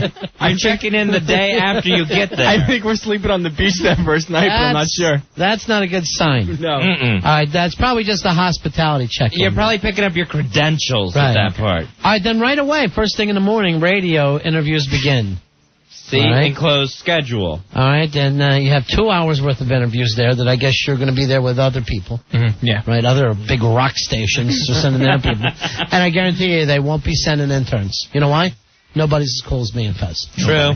True. All right, then 1 o'clock you meet in the lobby. Then 1:15 you depart for the beach. Oh, okay. Oh, now I'm pissed. 2 o'clock, the Hawaiian Tropic Bikini Contest. At the beach, Panama City Beach. We used to do these at spring break years ago. Right. These are literally, I kid you not, the most beautiful women in the world. Unbelievable. Hawaiian Tropic. What's that guy's name that owns that? Ron Rice. Always throws these big parties down there. Great parties. All right. Then you go back home. That night, just 6 hours after your interviews, you'll see the premiere of the movie. You all get into a bus and head to the movie theater. So you won't have a chance to see the movie before the interviews. I hope that works out well. But it's not a good sign, is it? No, not usually. I know, but they like- want to get all the interviews done before anyone sees this. I know, like, with some people, Fezzy, let's say Platoon, they wanted you to see the movie first. Yeah. Titanic, they thought it was a good idea for the reviewers, see the movie before you interview. Right. Here, let's get those nice interviews out of the way. Right. All right, then you're heading off to a club that night. Spinnaker. Yeah. Nice. Saturday is an open day. Wow, for shopping. Now, by this point, here's where you got to start making things happen for yourself. You're going to have these cool passes. You may or may not want to go to these things. Girls will want to. Look. He gave you a big wink and a smack of his gum, I guess. All right. Are we sending you? We're sending you with a recorder and. Yeah, they said that all that kind of stuff's available, and we'll have phones too. Yeah, but we also want you to have something maybe for the web. Here's what I think maybe you should be doing. That you can get how many pictures of topless girls? Now, I got to tell you, spring break, the girls love to take their tops off, okay? How many do you think you can get over the weekend? Come on, Wonder Boy. Speak to Maybe me. 30? 30. You think 30? That sounds a little low. You're going to get there Thursday, and you're coming back Sunday. I meant each day. 30 a day. Out of how many days are you counting? Because you're getting there Thursday night. Right, so Friday and Saturday, because we leave Sunday. So Yeah, okay, six. Sunday. So 60 pictures. Yes. All right, he thinks he can get 60 pictures of topless girls. Let's break it down to 50. Done. What do you want if you get that many? I'll give you something. If not, you owe us something. How about this? Okay. You get over 50. Right. I give you another chance where we give you time on the air. Okay. And if I give you a little test. But if I don't, then I give you time on the air? No. That's funny, though. You can use that in your future career. Tell that one to Tara Reid. It's always funny to snap at the host. That's always a cute idea. Yeah, thank you. Rory's over there digging. Mm-hmm. You know what? You might not be going. Just Rachel and one of her pot buddies will be going. Nice. By the way, Rachel didn't fall asleep till 5:30 this morning. She couldn't sleep with her friends drinking and smoking pot. Oh, that's awful. I hate it when that happens. What time did you stop partying, honey? I guess around 5. Had to wind down a little Are you just bit. whacked? Who were you drinking with? Lee. One of my friends. Girlfriend? Actually, he wasn't drinking too much. It was just kind of me. But not your real boyfriend, right? No. You're just drinking and talking about what? Don't you wish you were my girlfriend? Oddly that kind enough, of the stuff? show, actually. Really? He's a fan of the show. Is that right? Message boards and everything. What's his name? His name's his message board name or his real name? Either one. Let's say his Errol? I think it's his message. Errol? And you were a friend of his before you came here, or you? Yeah. Okay. From school. Maybe we'll talk to him tonight and see what you're like partied up. I don't think he knows. What is, no, Rachel should be able to help you get these pictures, too. No problem. What do we want from Rachel? Pictures of guys. Bulls! No, I don't want that. Bulls! You know, there's possibilities. Who do you want if I give you this 10 minutes for your tape? You want Rachel? You want Joe? Maybe I'll put the three of you up there. Deal. And in the New York radio, 10 minutes. Wow, 10? To do an air check tape. They will get a 10-minute show. But what we want from RonFez.net is 50 topless pictures and as many bottomless as you can get for me. Yeah. Does that seem That's fair? gravy. Then the three of you, Joe, you're in on this as well. Absolutely. You'll get your 10 minutes that the three of you can send out to any radio station. I mean, that's beautiful. When you get a 10-minute air check like that, Fez, you're guaranteeing your future. You're going to say, I already work New York. And again, no one does that for the interns. Now, there'll be some guy in Oklahoma City going, I had the opportunity to get this young show. They're young. They're brash. They've done the #1 market. I can get them here. And then we all sit back and laugh as the three of you pack your bags. Yeah, there's no way I can lose on this. Exactly. The only way. That's win-win, baby. And, you know, if you want, I'll put Billy in there. Maybe he can leave with you. We'd love to work in Oklahoma, but we have a phone screener we insist on bringing with us. Billy said to me, why didn't you send me down? I go, because you're an alcoholic and you're 60. And I don't want you near those kids. And we're going to drop you on spring break. Right. Bring Billy in. Billy, sorry, the kids didn't want you part of their air check. But I'm just now, only you and I and Fez will know this. You know what your job is tomorrow, right? You have a Friday assignment. Well, no, what is that? Forget it. That's all I needed to know. We told you. I'm not going to tell you on the air. And the thing is, you should have already known. Because nothing could be more important to me. Right. It was the pinnacle of Fat Guy's success. I now want to become the pinnacle of Billy Staples' success. We told you once yesterday. We said we will never repeat it, and we wanted it done Friday. You must have been drunk last night. All right. Thank you, Billy. Thank you. This is why you're not going to get done. This is why you're not going to spring break.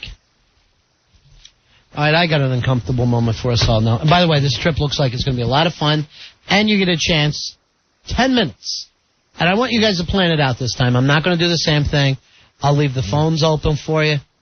You can have intro and outro music and just act like you're throwing at the commercials. So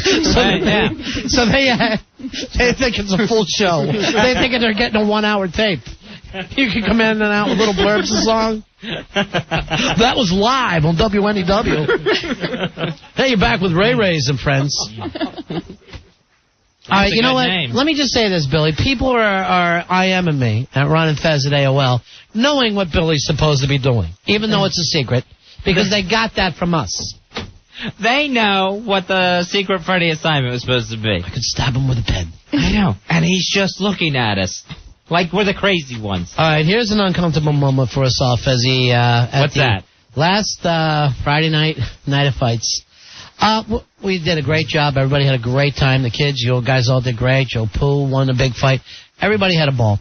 We're leaving, heading back to the car. Right. And a young listener comes running up to Fez, loves him, can't get enough of the Fez, goes to give him a hug, a small hug and kiss, and gets the most uncomfortable thing that could ever happen, the straight arm.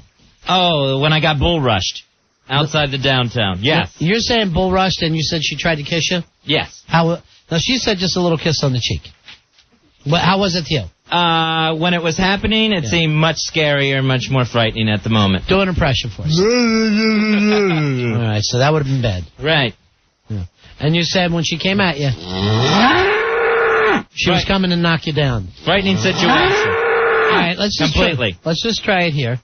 We'll go from her running to her kiss. Ready? Uh-huh.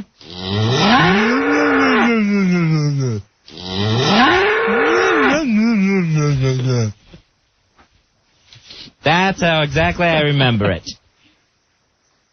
We got her. We got to take a break. When we come back, look at how Joe and Rachel and Wonder Boy all standing together now, starting to work on their air check. Oh, yeah. They know that if Wonder Boy can come back with 50 different pictures of topless women from spring break, they get their chance live on the Ron and Fez show to do an air check tape. Now, we'll give you some kind of Ron and Fez thing that they can hold up.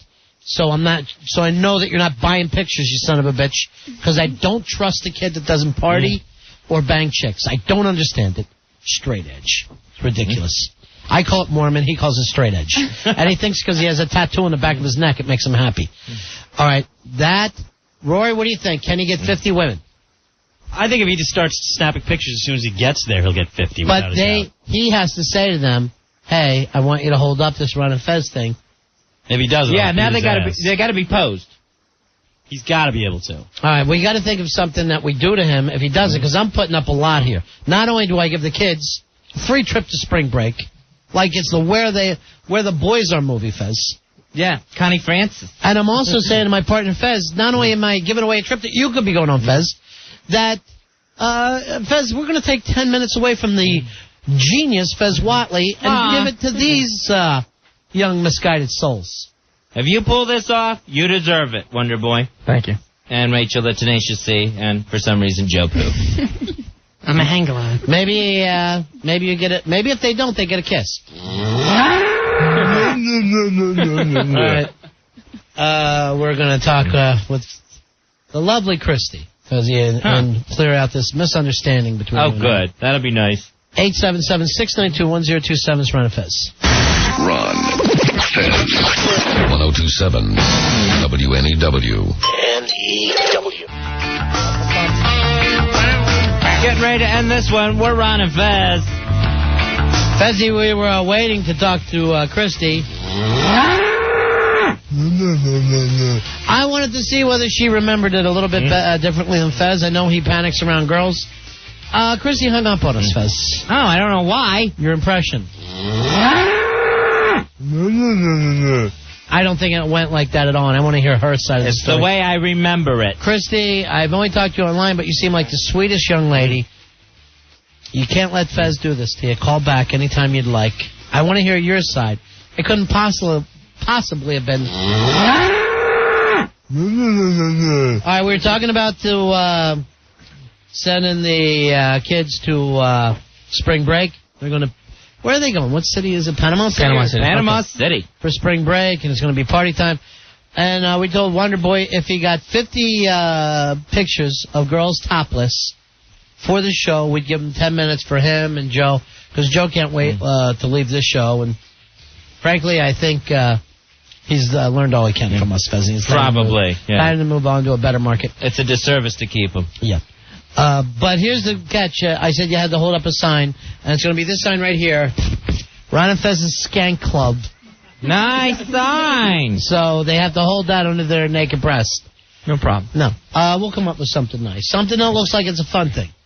But they have to, they're all going to be on the internet. I guess we'll either put it on WNEW.com or RonFez.net.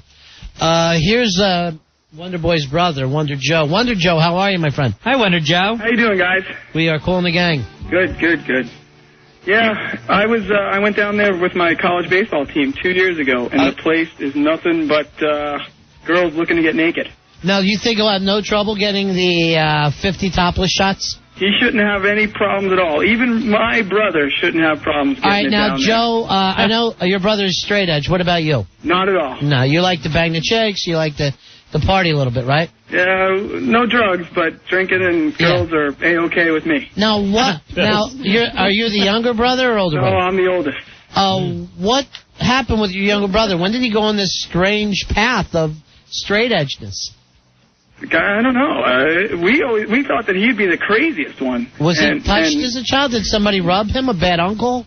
No, I don't think it was a bad uncle. I think he knows how dangerous he would be if he had not. Is that it? Because he's such a crazy man, huh? He's borderline. Yeah, he looks like a maniac. Now, did you party at all when you were younger, Wonder? No. Never drank? No. No drugs? Nope.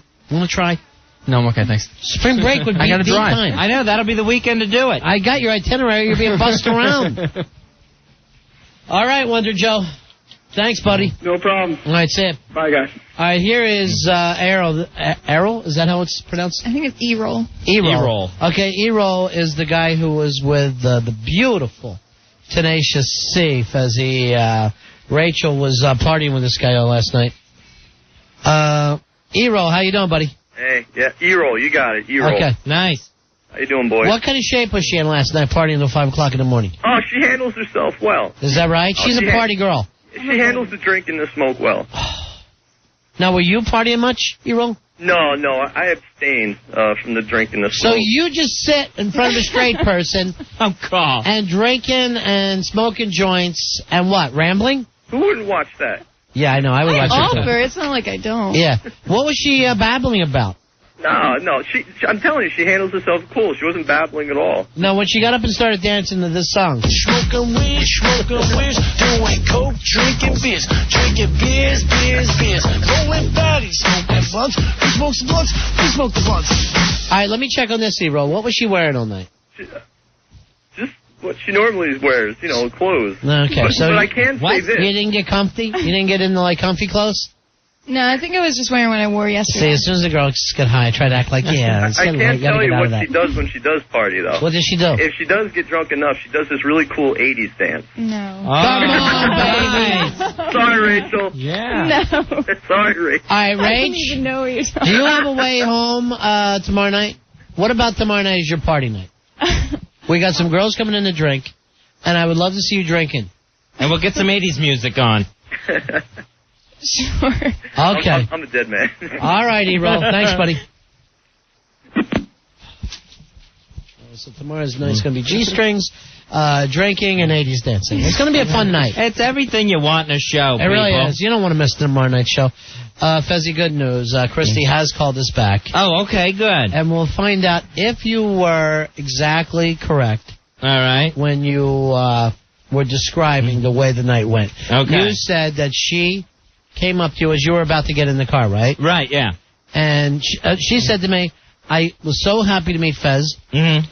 I went to give him a little kiss on his cheek. He straight-armed me, and it just broke my heart. You claim she came at you like... No. All right, one of these stories has to be correct. All right, here's Christy, and I'm glad she called back. How you doing, Christy? Hello, do I look like a bull? I personally, I didn't get to see.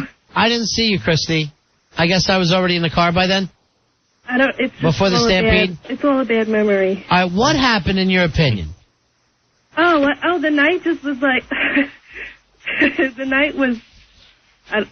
it wasn't going well for me. All right, what happened wrong before this one? I don't want to get into that. All right, but so you were having a bad time?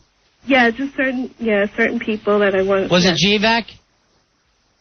We'll just leave it at that. Okay. Yeah, we just always chalk it up to GVAC. Right. All right, so you get there. It's time for you to be leaving. You see Fez, who... Yeah, I was bummed from the GVAC? No. Right. And then as you see Fez, you're like, oh, my God, it's Fez. I listen to him all the time. I'm going to run over there and give him a little kiss on his cheek. Okay, I slowly...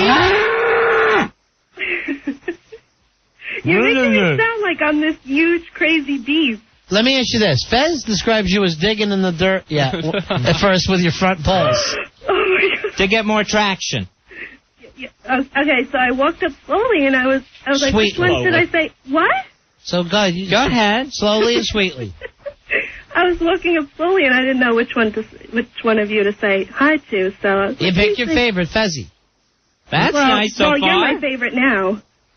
But, so I was like, hi, Fezzy. And you said hi, thank you for coming. And I shook your hand, yes, right? Yes, you did. And I because the whole night I was hugging and kissing everyone because that was my first. All right, I got this on the instant feedback. Now, did you go telling people that Fez grabbed your ass when you tried to give him a kiss? Really? Yes, I did. Now, did you really do that? Have those foam hands on. I'm saying this, Fezzy. People I'm not kidding, are instant feedbacking me that. Yes, that Now, is why would true. you make up that lie? That's true. He did do that. Now, did he straight arm you? Or was I ass grabbing? That happened. If a guy wants to ass grab, he would not. He'd also like that hugging kiss. I wouldn't. But you can't push somebody away and go for a cheap palm at the same time. Exactly. I wouldn't do the illegal push-off in the NFL. I'm sorry I scared you. You're making me sound like Shrek or something. All right, now why would you make up this lie The girl Shrek. that he grabbed your ass? Who IM'd you right now? RF Dukes. No. House cousin. I know pretty much almost. No. Why would you make up that story? No, that's not true at all. I was just. And why would you feel the need to come and grab me and try to kiss me? I would love to have I'm Fez. a very affectionate person. I would love not. I would love to have Fez in a sexual harassment suit against a young lady, just to hear the laughter of the jury. I would go up on the stand, tear my own blouse, and cry. Wear a red blouse. They like red. Thank you, Joe. No. Oh. Maybe what we do, Fezzy, and there's no way you want to take the young lady for a night out. No. No. No. Mm-mm. No. Not till the cows come home. How about a carriage ride? Who's pulling? All right, here's one saying Christy was sobbing at Jillian's afterwards. Good job. Oh, my God, who said that? It was just from the night's events, too, so... You're making... But here's the thing, Christy. You and I had a nice moment. You came up, you greeted me. I shook your hand. I thought I was very nice. I let go of your hand, and for some reason the moment wasn't over for you. All right, as far as you want to go is the handshake. That is it, and that's, Okay, I understand. I don't mean to be a jerk, but I just have this whole personal space thing. Get your sticking paws off me, you damn dirty ape. All right, why did you say that, Fez? So now I'm an ape? That's what Fez said that night. You weren't so dirty. Harry? Okay. So So you're saying that you didn't really try to bum rush him, honey? No, I actually walked up slowly to him. But why would you go around telling people that he straight-armed you and then you were crying at Jillian's and then later wrote me the email? Why would that all happen? What were you hoping to gain from this? I know, because here's the thing, Christy. I mean, I could have made a very funny story about it on the air. You didn't hear me talk about it. Right. Till, you started emailing and calling. You actually took a brush, as I remember, and started scrubbing your own eyes. I gave myself Silkwood bath. So what were you hoping to get? I was hoping to get nothing out of it. But Ronnie knows this about me. I have trouble with the personal space. With the girls. You never like the girls in your personal space. I've been I know a lot of the girls who even come in here, Fez, like the Friday night girls. They know better than to bull rush you. Right, yes. I didn't bull rush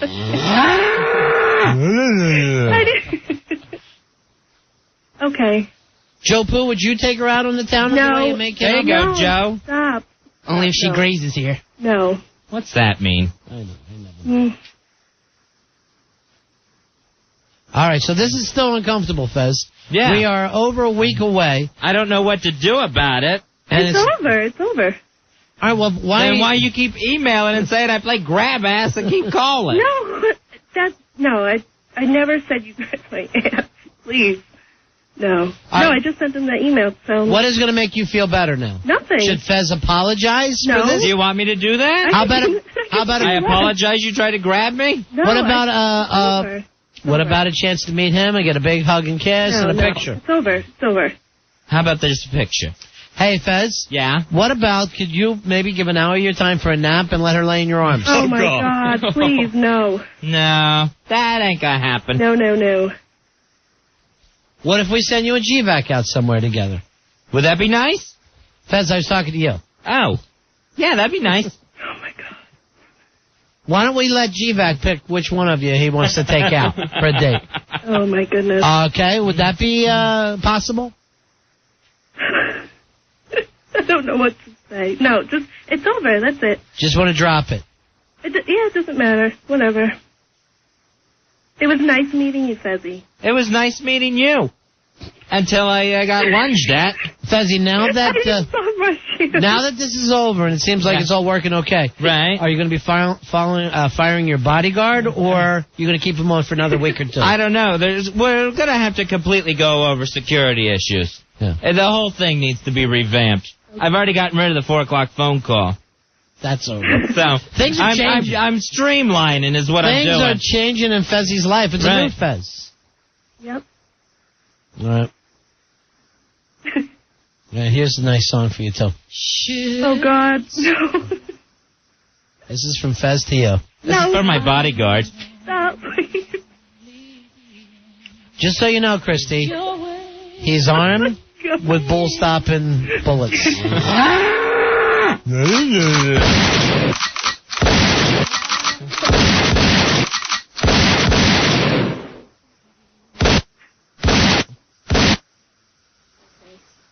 Just remember one thing about Fez, okay? No matter where you go in this world, Christy, no matter what happens to you, somebody out there will be remembered. He will always, always, deep in Fez's heart, love you, okay? I'll never forget you, I know that much. And at the very least, as you spend the rest of your life, darling, at the very least, you'll have one man who loves you. And that man is Fez Whatley. Oh, my God. Okay? All right, Christy? Bye. You take very good care. We hope to see you at big-ass night of fights, too. Oh, yeah, From a distance. Sure. Yes, from a safe, comfortable human distance. Good night. And if we don't see you there, we'll see you at Big Adventure. From the comfort of Fez's SUV. Bye. Bye-bye. I think that went well. I think that went better than we could have even hoped. Yeah. That's nice. You sure you don't want to go out with her? Yeah, I'm real sure. Yeah, I'm 100% sure. Okay. We'll be back tomorrow, folks. It's drinking night. Right after Opie and Anthony at 7 o'clock. We're Ron and Fez. Bum, bum, bum, bum, bum.